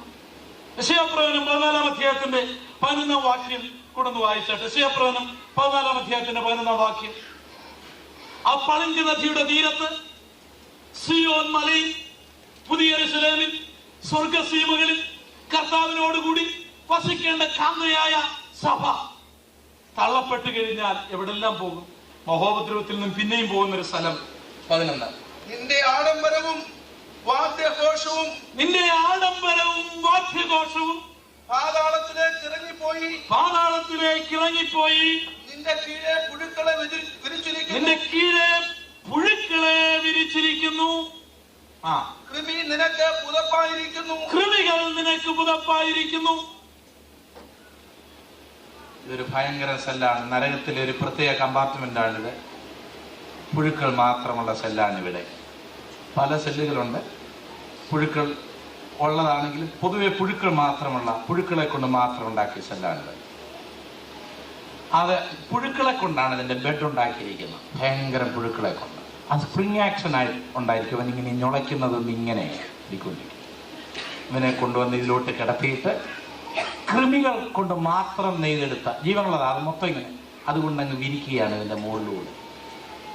ചൂടുണ്ടെന്നേരം കേട്ടോ, ചൂടുകൊണ്ട്. ഈ പുഴുക്കളും കൃമികളും ചാകുന്നതല്ല. സ്വർഗസീമകളിൽ വസിക്കേണ്ട ഈ സഭ കിങ്കരന്മാരായ സാത്താന്മാർ കൊണ്ടുവന്നിട്ട് പുഴുക്കളെ കണ്ടിട്ടുണ്ടോ? പുഴുക്കൾ എന്ന് പറഞ്ഞാൽ ചെറിയ പുഴുക്കൾ മാത്രമാണ്. പല സൈസ് പുഴുക്കളുണ്ട്. ചില പുഴുക്കളെ കണ്ടാൽ നമുക്ക് അതിനേക്കാൾ ആരോഗ്യമൊക്കെ ഉണ്ടെങ്കിൽ ആകെപ്പാട് ഒരു അറപ്പും വെറുപ്പുമാണ്. അത്രയും പുഴുക്ക്. ഏറ്റവും കൂടുതൽ അറപ്പുണ്ടാകുന്ന പുഴുക്കളെ നരകത്തുള്ളൂ. അതിലൊരു സൈസ് കറുത്ത രോമങ്ങളും ഒക്കെ ഉണ്ട്. അത് കരിയുന്നൊന്നുമല്ല. അതിങ്ങനെ ഞൊളച്ചോണ്ടിരിക്കും. നീളമുള്ളതാണ്. അതിലിങ്ങനെ കൊണ്ട് പാകിയിട്ട് കട്ടിൽ പോലെ ഉണ്ടാക്കുകയാണ്. അതിങ്ങനെ എപ്പോഴും ഇങ്ങനെ ഞൊരച്ചോണ്ടിരിക്കുകയാണ്. ഒരു യാതൊരു ഞൊരച്ചോണ്ടിരിക്കുകയാണ്. എന്നിട്ട് ഇവനെ പിടിച്ച്, ഈ ലവോദിക്കിയക്കാരനെ വിശ്വാസിയെ പിടിച്ച് ഇവിടോട്ട് കിടത്തിയിട്ട് കൃമിയെ കൊണ്ടുണ്ടാക്കിയ പുതപ്പ്, പുഴുവിനേക്കാൾ ചെറുതാണ്. പണ്ടത്തെ കൃമികൾ നിങ്ങൾക്ക് ഓർമ്മയുണ്ടായിരിക്കും. അത് കാണുന്നത് തന്നെ ഛർദ്ദിക്കാൻ തോന്നും. അതിനെ കൊണ്ടുവന്ന് ഇങ്ങനെ കാല് വരെ തണുക്കാതിരിക്കാനായിട്ട്, കാരണം ചൂടൊക്കെ കൂടുതൽ എടുക്കാനായിട്ട് മൊത്തം ഇടുകയാണ്. അതുകൊണ്ടാണ് ഇവിടെ രേഖപ്പെടുത്തിയിരിക്കുന്നത്, ഇന്ന് ഭാഗ്യവാനായി പോയി. നീ ഇവിടെ പോകേണ്ടവനായിരുന്നില്ല. നീ ദൈവത്തിന്റെ സന്നിധിയിലായിരിക്കേണ്ടവനായിരുന്നു. നീ കർത്താവിന് വേണ്ടി പാടേണ്ടവനായിരുന്നു. നീ സ്വർഗീയ വസ്ത്രം ധരിച്ച് കഴിയേണ്ടവരാണ്. നീ രാജകുമാരനെ പോലെ ഭരിക്കേണ്ടവരാണ്. നിനക്ക് വലിയ പദവി കിട്ടിയതാണ്. അതെല്ലാം നീ നഷ്ടപ്പെടുത്തി കളഞ്ഞു. അതുകൊണ്ടാണ് പറഞ്ഞ് നിർഭാഗ്യവാനായി പോയി. ദൈവമക്കളെ, എന്റെ പ്രിയമുള്ള ദൈവമക്കളെ, എന്റെ സ്നേഹിതരെ, ഞാൻ വളരെ താഴ്മയോട് കാല് പിടിച്ച് നിങ്ങളോട് അപേക്ഷിക്കട്ടെ. അനുസരിക്കുന്നെങ്കിൽ ദൈവത്തെ അനുസരിക്കുക. രക്ഷിക്കപ്പെടാത്തവർ രക്ഷിക്കപ്പെടുക, സ്നാനപ്പെടാത്തവർ സ്നാനപ്പെടുക, പരിശുദ്ധാത്മാഭിഷേകം പ്രാപിക്കാത്തവർ അതിനുവേണ്ടി കാത്തിരുന്ന് പ്രാപിക്കുക, പൂർണ്ണമായി വേർപെട്ട് ദൈവത്തെ ആരാധിക്കാത്തവർ അതിനുവേണ്ടി തയ്യാറാകുക, വിശുദ്ധ ജീവിതം നയിക്കാത്തവർ അതിനുവേണ്ടി ഒരുങ്ങുക. യേശു വരാറായി. യാതൊരു വിധത്തിലും നാം നിർഭാഗ്യവത്സരായി മാറുവാനിടയാകരുത്. സഭയുടെ അധപ്പതനങ്ങൾക്ക് വേറെ ഒത്തിരി കാര്യങ്ങളുണ്ട് ആത്മീയ ജീവിതത്തിൽ. മത്തായിയുടെ സുവിശേഷം 24-ാം അധ്യായം അതിന് 11-ാം വാക്യം വായിക്കാം. ആധ്യാത്മിക ലോകത്തിലുണ്ടാകുന്ന മറ്റൊരു അധപ്പതനം നാം വായിക്കുകയാണ്. കള്ളപ്രവാചകന്മാർ പലരും വന്ന് അനേകരെ തെറ്റിക്കും. കള്ളപ്രവാചകന്മാർ വന്ന് അനേകരെ തെറ്റിക്കും. അടുത്തതായിട്ട് ആത്മീക ലോകത്തിലുണ്ടാകുന്ന മറ്റൊരു വിഷയമാണ് പ്രവചന വിഷയങ്ങളിൽ. ദൈവത്തിന്റെ പ്രവാചകന്മാർ ഇന്നുമുണ്ട്. കർത്താവ് തന്റെ സഭയിൽ അപ്പോസ്തലന്മാരെയും പ്രവാചകന്മാരെയും ഇടയന്മാരെയും ഉപദേഷ്ടാക്കന്മാരെയും നിയമിച്ചിരിക്കുന്നു. അത് നാം എല്ലാവരും ആത്മീയ വർധന പ്രാപിക്കേണ്ടതിന് വേണ്ടിയാണ്. അതുകൊണ്ട് പ്രവാചകന്മാരെ വിശ്വസിക്കാത്ത സഭയല്ല, പ്രവാചകന്മാരെ അംഗീകരിക്കാത്ത സഭയും സഭയല്ല. സഭ ഭൂമിയിലുള്ളിടത്തോളം കാലം പ്രവാചകന്മാരുണ്ട്, പ്രവാചക ശുശ്രൂഷയുണ്ട്. ദൈവം തന്റെ ജനത്തിലൂടെ പ്രവചനാത്മാവിൽ ഇന്നും സംസാരിക്കും. സഭ എടുക്കപ്പെടുന്നവരെയും സംസാരിക്കും. സഭ എടുക്കപ്പെട്ടു കഴിഞ്ഞാലും മഹോപദ്രവകാലത്തിൽ പ്രവാചക ശുശ്രൂഷ രണ്ടുപേരെ കൊണ്ട് ദൈവം നടക്കും. ആകയാൽ പ്രവചനം തുച്ഛീകരിക്കരുത് എന്ന് ബൈബിളിൽ രേഖപ്പെടുത്തിയിട്ടുണ്ട്. Price the Lord, praise the Lord. ആർക്കും കണ്ടും ആളിന്റെ കഴിവ് കണ്ടും പ്രവചനത്തെ അളക്കരുത്. ദൈവം പറഞ്ഞ ആലോചനകൾ അതുപോലെ നിറവേറുക തന്നെ ചെയ്യും. പ്രവചനഫലത്തെ വാഞ്ചിക്കുവാൻ ദൈവം നമ്മോട് ആവശ്യപ്പെട്ടിട്ടുണ്ട്. അന്യഭാഷയിൽ സംസാരിക്കുന്നത് നല്ലത്, എന്നാൽ അതിന് വ്യാഖ്യാനപരം പ്രാപിക്കുവാൻ ദൈവം എന്നോടും നിങ്ങളോടും ആവശ്യപ്പെടും. എന്നോട് ദൈവം സംസാരിച്ചിട്ടുണ്ട് തന്റെ ദാസന്മാരിലൂടെയും ദാസിമാരിലൂടെയും. അവരിലൂടെയുള്ള പ്രവചനങ്ങൾ അത്ഭുതകരമായിട്ട് എന്റെ ജീവിതത്തിൽ നിറവേറിയിട്ടുണ്ട്. അതിനായിട്ട് ഞാൻ ദൈവത്തെ സ്തുതിക്കുകയും ദൈവത്തെ മഹത്വപ്പെടുത്തുകയും ചെയ്യും. നമുക്ക് എല്ലാവർക്കും ദൈവത്തെ സ്തുതിക്കാം. Price the Lord. എന്നാൽ കള്ള നാണയങ്ങൾ ധാരാളമുണ്ട്. അത് മനസ്സിലാക്കിയില്ലെങ്കിൽ വലിയ അപകടങ്ങൾ ഉണ്ടാകും. ഒരിക്കൽ എന്നോട് ഒരാൾ പറഞ്ഞു, മകനെ നിനക്കൊരു തുണ ഒരുക്കാനായിട്ട് പോകുന്നു. എനിക്ക് ചിരി വന്നു. എൻ്റെ ഭാര്യയ്ക്ക് അത് ഇഷ്ടമാകുമോ എന്നുള്ളതായിരുന്നു എൻ്റെ സംശയം. ഇന്നേക്ക് ഒരു 7 വർഷം മുമ്പാണ് ഞാൻ വിവാഹം കഴിച്ചിട്ട് അതിന് 8-9 വർഷമായി. അപ്പോൾ അന്ന് എന്നെ കണ്ടപ്പോൾ അദ്ദേഹം ഓർത്ത് ഞാൻ വിവാഹം കഴിച്ച് കാണുകയില്ലെന്ന്. ഞാനും വിട്ടില്ല. ഞാനും അല്പം കൂടെ അദ്ദേഹത്തെ ചൂടാക്കി ഇരുത്തിട്ട് ചോദിച്ചു, ഞാൻ പറഞ്ഞു, ഒരു ആലോചനയൊക്കെ ഉണ്ട്, അതാണ്. അത് തന്നെ, അതിന് ഒട്ടും താമസിപ്പിക്കുന്നുണ്ടോ? അതുകൊണ്ട് ഏത് ആലോചനയും ദൈവത്തിൽ നിന്നാണോ എന്നും കൂടെ ശോധന ചെയ്തില്ലെങ്കിൽ വലിയ അബദ്ധമുണ്ടാകും. അമേരിക്കയിൽ കാശുണ്ടാക്കണമെങ്കിൽ അല്പം പൊടിക്കൈ ഉപയോഗിച്ചാലേ ഒക്കെ തുടർന്നാണ് ഞങ്ങളുടെ ഉപദേശിമാരുടെ ഈ ചിന്തകളിൽ ഒന്ന്. ഒരു പ്രവചനം തട്ടിവിട്ട ആരാ കാശ് തരാത്ത? ആരുടെ പ്രവചനം തട്ടിവിടാത്ത വളരെ ഭംഗിയായ പ്രവചനങ്ങൾ അഴിച്ചുവിടാനായിട്ടൊക്കെ കഴിയും. എന്നാൽ കള്ളപ്രവാചകന്മാർ ധാരാളം. അത് തിരിച്ചറിയുവാനുള്ള കൃപയ്ക്ക് വേണ്ടി നാം പ്രാർത്ഥിക്കും. തിമോഥെയോസിന്റെ 2-ാം ലേഖനം 3:5 നാം വായിക്കുന്നത്, ഭക്തിയുടെ വേഷം ധരിച്ച് അതിന്റെ ശക്തിയെ ത്യജിക്കുന്നവർ അന്ത്യകാലത്തുണ്ടാകുമെന്നാണ്. ദൈവപ്രിയമില്ലാതെ ഭോഗപ്രിയരായി ഭക്തിയുടെ വേഷം ധരിച്ച് അതിന്റെ ശക്തിയെ ത്യജിക്കുന്നവരുമായിരിക്കും. ആഗോളവ്യാപകമാകുന്ന ക്രൈസ്തവ സഭ ഉഷ്ണവാനും ശീതവാനുമല്ലാത്ത നിലയിലെത്തും. 2, കള്ളപ്രവാചകന്മാർ പെരുകും. 3, ഭക്തിയുടെ വേഷം ധരിച്ച് അതിന്റെ ശക്തിയെ ത്യജിക്കും. ആത്മീക ലോകത്തിൽ ഏതെല്ലാം വേഷങ്ങൾ, വടിയും മുടിയും അടിയും പടയും വെടിയും മണിയും എല്ലാം നമുക്ക് കാണാനായിട്ട് കഴിയും. ഇതൊക്കെ ഉണ്ടെങ്കിലേ ശുശ്രൂഷ നടക്കൂ എന്നാണ്. പല വേഷങ്ങൾ, പല നിറങ്ങൾ, പല രൂപങ്ങൾ, പല ആകൃതികൾ. അവയെ ഞാൻ വിമർശിക്കുന്നില്ല. എന്നാൽ ഇതൊന്നും ബൈബിളിലുള്ളതല്ല. സഖറിയാവിന്റെ മകനായ യോഹന്നാൻ മഹാപുരോഹിതന്റെ മകനായി ജനിച്ചു പക്ഷെങ്കിൽ അപ്പന്റെ വസ്ത്രവും അപ്പന്റെ യാതവും അപ്പന്റെ ശുശ്രൂഷയും വലിച്ചെറിഞ്ഞിട്ട് മരുഭൂമിയിൽ സാധാരണക്കാരന്റെ വേഷം ധരിച്ചുകൊണ്ട് പൗരോഹിത്യ വസ്ത്രത്തെ മാറ്റി സുവിശേഷം പ്രസംഗിച്ചു. ആ യോഹന്നാന്റെ കരത്തിന്റെ കീഴിൽ യേശു സ്നാനപ്പെട്ടു. സാധാരണക്കാരനായ യേശു ദൈവത്തിന്റെ വചനം പ്രസംഗിച്ചു. വേഷഭൂഷാദികൾ കണ്ട് മയങ്ങരുത്. അതിന്റെ ഉള്ളിലൊക്കെ ചിലപ്പോൾ വിഷലിപ്തങ്ങളായ പാമ്പുകളായിരിക്കും സത്യത്തെ തടയുന്നതായ ജീവിതങ്ങൾ. ഭക്തിയുടെ വേഷമുണ്ട്, അതിന് ശക്തിയില്ല. ശക്തിയില്ലാത്തതിനാൽ എത്രയായിരങ്ങൾ ഈ വേഷഭൂഷാദികളും ഈ നാടകങ്ങളും ഈ നൃത്തങ്ങളും മാത്രങ്ങൾ കണ്ട നിത്യനരകത്തിലേക്ക് പോകുന്നു. യേശുവിനെ കുറിച്ച് ഇപ്പോഴും അവർക്ക് അറിഞ്ഞുകൂടാ. അവർക്കറിയാവുന്ന ഈ മണിയടിയും പുകയും ഈ വടിയും പടയും വെടിയും മാത്രമേ ഉള്ളൂ. ഈ നാളുകൾ സ്നേഹിത, ഭക്തിയുടെ വേഷത്തിലല്ല, അതിന്റെ ശക്തിയിലാണ്. നീ ആരാധിക്കുന്ന സമൂഹത്തിൽ അതുണ്ടോ എന്ന് ശാന്തമായി നോക്കേണ്ടതാണ്. തിമോഥെയോസിന്റെ 2-ാം ലേഖനം 4:4 നാം വായിക്കുന്നത്, അന്ത്യകാലത്ത് സഭായുഗത്തിൽ കെട്ടുകഥകൾ കേൾക്കുന്ന കാലം വരും. വായിക്കാം. അവർ പത്യോപദേശം പൊറുക്കാതെ കർണരസമാകുമാറ്. പത്യോപദേശം പൊറുക്കുകയില്ല, സത്യം പറഞ്ഞാൽ അംഗീകരിക്കുകയില്ല. അതവർക്ക് ഇഷ്ടമേ അല്ലാത്തൊരു കാലം വരും. പിന്നെ എന്തിഷ്ടപ്പെടും? അടുത്തത് കർണരസമാകുമാറ് സ്വന്തം മോഹങ്ങൾക്കൊത്തവണ്ണം ഉപദേഷ്ടാക്കന്മാരെ പെരുക്കുകയാണ് ഇപ്പോൾ കേരളത്തിൽ പലയിടത്തും നടക്കുന്നത്. വിഭജനവും പരിപാടി ഉണ്ടാക്കി കഴിഞ്ഞാൽ ആളിനെ അതിന്റെ എണ്ണം സാധിക്കാനായിട്ട് കാണുന്ന എല്ലാം കൈവച്ചങ്ങ് കൂട്ടുന്ന സമയമാണ് ഇപ്പോൾ ഇന്ത്യയിലൊക്കെ നടന്നുകൊണ്ടിരിക്കുന്നത്. ഞാനതൊന്നും ഇപ്പോൾ വിശദീകരിക്കുന്നില്ല. പാമ്പിനെ തല്ലിയാൽ കൊല്ലണമെന്നുള്ള ചിന്താഗതിക്കാരനാണ് ഞാൻ. സമയമില്ലെങ്കിൽ ഞാൻ വിടുകയാണ്. അടുത്ത സത്യത്തിന് ചെവി കൊടുക്കാതെ കെട്ടുകഥകൾ കേൾക്കുവാൻ തിരിയുന്ന കാലം വരും. ഇടത്തുവായിൽ തേക്കല പറിച്ച് തിന്നുന്നു.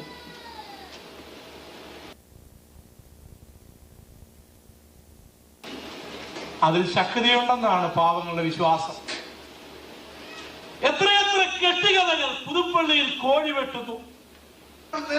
പ്രിയമുള്ളവരെ, എന്റെ കിരീടവും എനിക്ക് വാഞ്ചയുമായിരിക്കുന്നവരെ, എനിക്ക് സന്തോഷമായിരിക്കുന്നവരെ, നിങ്ങൾ യേശുക്രിസ്തുവിന്റെ തേജസ്സുള്ള ശരീരത്തോട് പുനരുത്ഥാനം പ്രാപിക്കുവാൻ പോകുന്നതിനാൽ നിങ്ങളുടെ താഴ്ചയുള്ള ശരീരത്തെ അവന്റെ ശക്തിയുള്ള വ്യാപാര ശക്തി കൊണ്ട് രൂപാന്തരപ്പെടുത്തുവാൻ പോകുന്നതിനാൽ എന്റെ കിരീടവും എന്റെ വാഞ്ചിതരുമായവരെ നിങ്ങൾ അവനിൽ വസിപ്പീൻ. Praise the Lord, praise the Lord. ഇന്ന് രാത്രിയിലും ദൈവത്തിന് നമ്മുടെ ശരീരത്തിൽ മാറ്റം വരുത്തുവാൻ കഴിയും. ദൈവത്തിന്റെ മക്കൾ രൂപാന്തരം പ്രാപിച്ച് കർത്താവിന്റെ സന്നിധാനത്തിൽ കടന്നുചെല്ലുന്ന അവസരത്തിൽ എത്ര മനോഹരമായിരിക്കും. ഉയർപ്പിന്റെ ശരീരത്തെക്കുറിച്ച് ഒരു കാര്യം കൂടി ഞാൻ പറഞ്ഞു നിർത്തട്ടെ. കൊരിന്ത്യർക്ക് എഴുതിയ 1-ാം ലേഖനം 15:35 മുതലുള്ള വാക്യങ്ങൾ നമ്മൾ വായിച്ചാൽ, കൊരിന്ത്യർക്ക് എഴുതിയ 1-ാം ലേഖനം 15-ാം അധ്യായം അതിന്റെ 35 മുതലുള്ള വാക്യങ്ങൾ നമ്മൾ വായിക്കുകയാണെങ്കിൽ നമ്മുടെ ഉയർപ്പിന്റെ ശരീരം എങ്ങനെയാണെന്ന് അല്പം കൂടെ പൗലോസ് രേഖപ്പെടുത്തിയിട്ടുണ്ട്. വായിക്കാം. പക്ഷെ ഒരുവൻ മരിച്ചവൻ എങ്ങനെ ഉയർക്കുന്നു, ഏതുവിധം ശരീരത്തോടെ വരുന്നു എന്ന് ചോദിക്കും. മൂടാ, നീ വിതയ്ക്കുന്നത് ചത്തില്ല എങ്കിൽ ജീവിക്കുന്നില്ല. നീ വിതയ്ക്കുന്നത് ഉണ്ടാകുവാനുള്ള ശരീരമല്ല, ഗോതമ്പിന്റെയോ മറ്റ് വല്ലതിന്റെയോ വെറും മണിയത്രേ വിതയ്ക്കുന്നത്. ദൈവമോ തന്റെ ഇഷ്ടം പോലെ അതിന് ഒരു ശരീരവും വേറൊരു വിത്തിന് അതതിന്റെ ശരീരവും കൊടുക്കുന്നു. സകല മാംസവും ഒരുപോലെയല്ല, ഒരുപോലെയുള്ള മാംസമല്ല. മനുഷ്യരുടെ മാംസം വേറെ, കന്നുകാലികളുടെ മാംസം വേറെ, പക്ഷികളുടെ മാംസം വേറെ, മത്സ്യങ്ങളുടെ മാംസം വേറെ. സ്വർഗീയ ശരീരവും ഭൗമിക ശരീരങ്ങളുമുണ്ട്. സ്വർഗീയ ശരീരങ്ങളുടെ തേജസ് വേറെ, ഭൗമിക ശരീരങ്ങളുടെ തേജസ് വേറെ. സ്വർഗീയന്റെ തേജസ് വേറെ, ചന്ദ്രന്റെ തേജസ് വേറെ, നക്ഷത്രങ്ങളുടെ തേജസ് വേറെ. നക്ഷത്രവും തമ്മിൽ തേജസ് കൊണ്ട് ഭേദമുണ്ടല്ലോ. മരിച്ചവരുടെ പുനരുത്ഥാനവും അവണ്ണം തന്നെ. ദ്രവത്വത്തിൽ വിതയ്ക്കുന്നു, അദ്രവത്വത്തിൽ ഉയർക്കുന്നു. ദ്രവത്വത്തിൽ വിതയ്ക്കുന്നു, അദ്രവത്വത്തിൽ ഉയർക്കുന്നു. അഥവാ യേശു ക്രിസ്തുവിന്റെ ഉയർപ്പിന്റെ ശരീരത്തിന് തുല്യമായ ശരീരം നാം പ്രാപിക്കുന്നു. എന്നാൽ യേശുവിന്റെ വരവിൽ തള്ളപ്പെടുന്ന ജീവിതങ്ങൾ, ഈ ജഡത്തിൽ അനുഭവിക്കുന്ന ഭീകരമായ കഷ്ടതകൾ വെളിപ്പാട് പുസ്തകത്തിൽ രേഖപ്പെടുത്തിയിട്ടുണ്ട്. രോഗമില്ലാത്ത, ദുഃഖമില്ലാത്ത, വേദനയില്ലാത്ത, മരണമില്ലാത്ത, കഷ്ടതയില്ലാത്ത സ്വർഗീയ ശരീരം പ്രാപിച്ച് ദൈവമക്കൾ ഗോളങ്ങളെ താണ്ടി സ്വർഗത്തിൽ സന്തോഷിക്കുമ്പോൾ ആ മനോഹരമായ പദവി ലഭിക്കാതെ ഇവിടെ തള്ളപ്പെടുന്നവരുടെ ശരീരത്തിന്റെ അവസ്ഥ എന്തായിരിക്കും? വെളിപ്പാട് പുസ്തകം 16-ാം അധ്യായം 2-ാം വാക്യം എടുത്തവർക്ക് വായിക്കാം. വെളിപ്പാട് പുസ്തകം 16-ാം അധ്യായം 2-ാം വാക്യം. ഒന്നാമൻ പോയി തന്റെ കലശം ഭൂമിയിൽ ഒഴിച്ചു. അപ്പോൾ മൃഗത്തിന്റെ മുദ്രയും അതിന്റെ പ്രതിമയോടെ നമസ്കരിക്കുന്നവരുടെ മനുഷ്യർക്കും വല്ലാത്ത വ്രണങ്ങളും ഉണ്ടായി. വല്ലാത്ത വ്രണമല്ല, വല്ലാത്ത ദുർവ്രണമുണ്ടായി. ദൈവത്തിന്റെ മക്കൾ രോഗരഹിതമായ ശരീരം പ്രാപിച്ച് സ്വർഗത്തിലേക്ക് പറന്നു പോകുമ്പോൾ ഈ വചനങ്ങൾ അനുസരിക്കാതെ ഈ അമേരിക്കയാണ് വലുതെന്ന് കണ്ട്, ഇവിടത്തെ പണമാണ് വലുതെന്ന് കണ്ട്, ഇവിടത്തെ ഉയർച്ചയാണ് വലുതെന്ന് കണ്ട് ദൈവത്തെയും അവന്റെ വചനത്തെയും വിട്ടിട്ട് നല്ല ഒരുങ്ങി മോടിയായി അനേകരെ നശിപ്പിച്ചും വശീകരിച്ചും നടന്ന ജീവിതങ്ങൾക്ക് അവരുടെ ശരീരത്തിൽ ദുർവ്രണമുണ്ടായി. ദുർവ്രണം എന്ന് പറഞ്ഞാൽ അറിയാം എങ്ങനെയാണെന്ന്. കർത്താവിന്റെ വരവിന്റെ മാത്രം പറഞ്ഞാൽ നമുക്ക് ആ പേടി വരികയല്ലേ. ഈ ദുർവ്രണം എന്ന് പറഞ്ഞാൽ വെറും ചൊറിയല്ല, അത് വെറും ചൊറിയല്ല. അതാകെപ്പാടെ ഈ ഭയങ്കര ചുളുചുളുപ്പും വേദനയും നാറ്റവും ഉണ്ടായിരിക്കും. അതിന്റെ ഒരു ഭാഗം ഞാൻ പറയാം. യോഗേഴ്സിലുള്ള സുന്ദരിയായ ഒരു യുവതി കർത്താവിന്റെ വരവിൽ എടുക്കപ്പെട്ടില്ല. മഹോദരകാലത്ത് ഇങ്ങനെ പോവുകയാണ്. കോളേജിലേക്ക് പോകുന്നു. എളുപ്പമുണ്ടായില്ല, പക്ഷെ മൂക്കിനൊരു വേദന പോലെ തോന്നി. വേദന ഇങ്ങനെ കൂടിക്കൊണ്ടിരിക്കും. കോളേജിൽ ചെന്ന് കഴിഞ്ഞപ്പോൾ ഈ മൂക്ക് നിറഞ്ഞു കഴിഞ്ഞ് കൊച്ചു കണ്ണിമാങ്ങയുടെ വലുപ്പമുള്ള 2 എണ്ണം മൂക്കിനകത്ത് നിറഞ്ഞു. വായ്ക്കകത്തും കൂടെ ഒന്ന് വന്നതുകൊണ്ട് വായടയ്ക്കാൻ മേല. ഈ മൂക്കിൽ കൂടെ പഴുപ്പിങ്ങനെ ഒഴുകി വായ്ക്കകത്തൂടെ വീഴുന്നു. ധരിച്ചിരിക്കുന്ന വസ്ത്രം മാറ്റാൻ കഴിയില്ല. അതങ്ങ് പ്ലാസ്റ്റർ ചെയ്യുന്ന പോലെ ശരീരം മുഴുവൻ. ചുരുക്കി പറഞ്ഞാൽ ഈ സഹോദരിയെ കണ്ടാൽ ചേമ്പും കാച്ചിലും കപ്പയും കൂടി ഒന്നിച്ചിട്ട് പുഴുങ്ങി ശരം കൂടുതൽ വെന്ത് പോയി കഴിഞ്ഞ് പാത്രത്തിലെടുത്ത് വെച്ചാൽ എങ്ങനെ നോക്കിയാൽ കാണുമോ അതുപോലെ ഈ സുന്ദരക്കുട്ടിയെ കാണാൻ കഴിയും. എപ്പം അവരുമാരി ഇങ്ങോട്ട് നോക്കിയേ, എപ്പം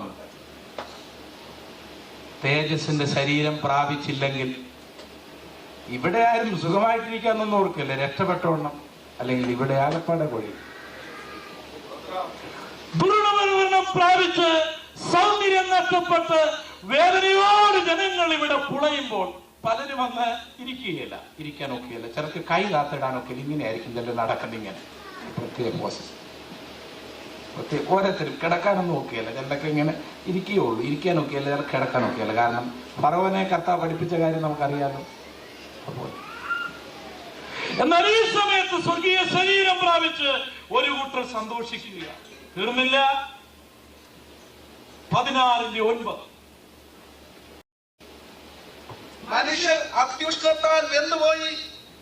സ്വർഗത്തിലെ പുതിയ യെരൂശലേമിലെ ജീവജല നദിയുടെ തീരത്ത് ആ സ്വർഗീയ കുളിർക്കാറ്റത്ത് ഗീതങ്ങൾ പാടി കുഞ്ഞാടിനോടുകൂടി തന്റെ മക്കൾ വസിക്കുമ്പോൾ യേശുവിന്റെ ക്രൂശിനെയും അവന്റെ വചനത്തെയും തൃണവൽക്കരിച്ചുകൊണ്ട് ഇത് തന്നെ സ്വർഗമെന്ന് കണ്ട ജീവിതങ്ങൾ ശക്തമായ ചൂടിനാൽ വെന്തുപോകുന്നു.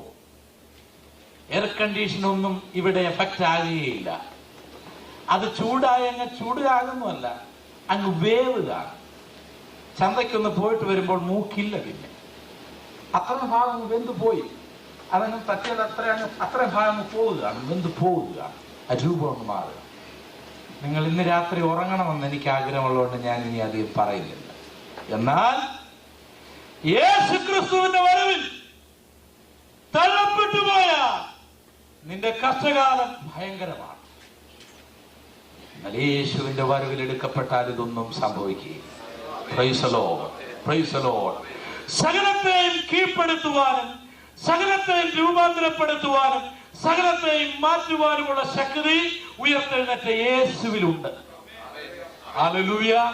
എല്ലാ ദൈവമക്കളും അല്പസമയം പ്രാർത്ഥനയോടുകൂടി ആയിരിക്കണമേ എന്ന് ഞാൻ അപേക്ഷിക്കുകയാണ്.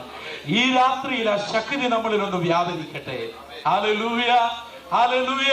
സകലത്തെയും കീഴ്പ്പെടുത്തുവാൻ കഴിവുള്ള ആ ശക്തി, വിടുവിക്കുവാൻ കഴിവുള്ള ആ ശക്തി, നിന്റെ ശരീരത്തിൽ വ്യാപരിക്കുന്ന രോഗത്തെ മാറ്റുവാൻ കഴിവുള്ള ആ ശക്തി, നിന്റെ ജീവിതത്തെ ദുഃഖിപ്പിക്കുന്ന ആ ഭാരത്തെ മാറ്റുവാൻ കഴിവുള്ള ശക്തി, നിന്റെ കുടുംബജീവിതത്തെ ശിഥിലീഭവിപ്പിക്കുന്ന അന്ധകാര ശക്തിയെ മാറ്റുവാൻ കഴിവുള്ള ആ ശക്തി, നിന്റെ ആത്മീക ശുശ്രൂഷയെ കെടുത്തിക്കളയുന്ന പോരാട്ടങ്ങളെ മാറ്റുവാൻ കഴിവുള്ള ആ ശക്തി, സകലത്തെ കീഴ്പ്പെടുത്തുവാൻ കഴിവുള്ള ആ ശക്തി, മന്ത്രവാദികളെ കീഴ്പ്പെടുത്തുവാൻ കഴിവുള്ള ആ ശക്തി, നേർച്ചകാഴ്ചകളെ കീഴ്പ്പെടുത്തുവാൻ കഴിവുള്ള ആ ശക്തി ഈ രാത്രിയിൽ ഇവിടെ വ്യാപരിക്കേണ്ടതിന് ദൈവമക്കൾ കരങ്ങളുയർത്തി ദൈവത്തെ ആരാധിക്കാം. Hallelujah, hallelujah, hallelujah. ഇത് പെന്തക്കോസ്തിന്റെ ശക്തിയാണ്, ഇത് വിടുതലിന്റെ ശക്തിയാണ്, ഇത് അത്ഭുതത്തിന്റെ ശക്തിയാണ്, ഇത് സൗഖ്യത്തിന്റെ ശക്തിയാണ്, ഇത് കീഴ്പ്പെടുത്തുന്ന ശക്തിയാണ്. Hallelujah, hallelujah, hallelujah, hallelujah. ഈ രാത്രിക്കാലം ആ ശക്തി വ്യാപരിക്കട്ടെ. ദൈവമക്കൾ ചേർന്നൊരു പാട്ട് പാടുമ്പോൾ എല്ലാ പ്രിയപ്പെട്ടവരും കരങ്ങളടിച്ച് പാട്ടുപാടി ഈ ദൈവത്തിന്റെ ശക്തി നമ്മളിൽ ശക്തമായി വ്യാപരിക്കുവാൻ ഏൽപ്പിച്ചു കൊടുക്കാം. സന്തോഷത്തോടെ നമുക്ക് മടങ്ങിപ്പോകാം. Praise the Lord, praise the Lord. ഈ പാട്ടിന് ശേഷം നിങ്ങൾക്ക് വേണ്ടി പ്രാർത്ഥിക്കുവാൻ നിങ്ങൾക്ക് ആഗ്രഹമുണ്ട്. ഈ സമയം നിങ്ങൾ നിങ്ങളുടെ ജീവിതത്തെ പൂർണ്ണമായി സമർപ്പിക്കുക. ഞങ്ങൾക്ക് നിങ്ങളെ വിടുവിക്കുവാൻ ശക്തിയില്ല, ഞങ്ങളിൽ ഒന്നുമില്ല, എന്നാൽ ഞങ്ങളുടെ യേശുവിൽ ശക്തിയുണ്ട്. വിടുവിക്കുന്ന ശക്തിയുണ്ട്, സൗഖ്യമാക്കുന്ന ശക്തിയുണ്ട്, സ്നേഹിക്കുന്ന ശക്തിയുണ്ട്, രൂപാന്തരപ്പെടുത്തുന്ന ശക്തിയുണ്ട്, താഴ്ചയിൽ നിന്നും ഉയർത്തുന്ന ശക്തിയുണ്ട്. അത് യേശുവിന്റെ നാമത്തിൽ നിങ്ങൾ ഉറപ്പു പറയുന്നു. ഏൽപ്പിച്ചു കൊടുത്ത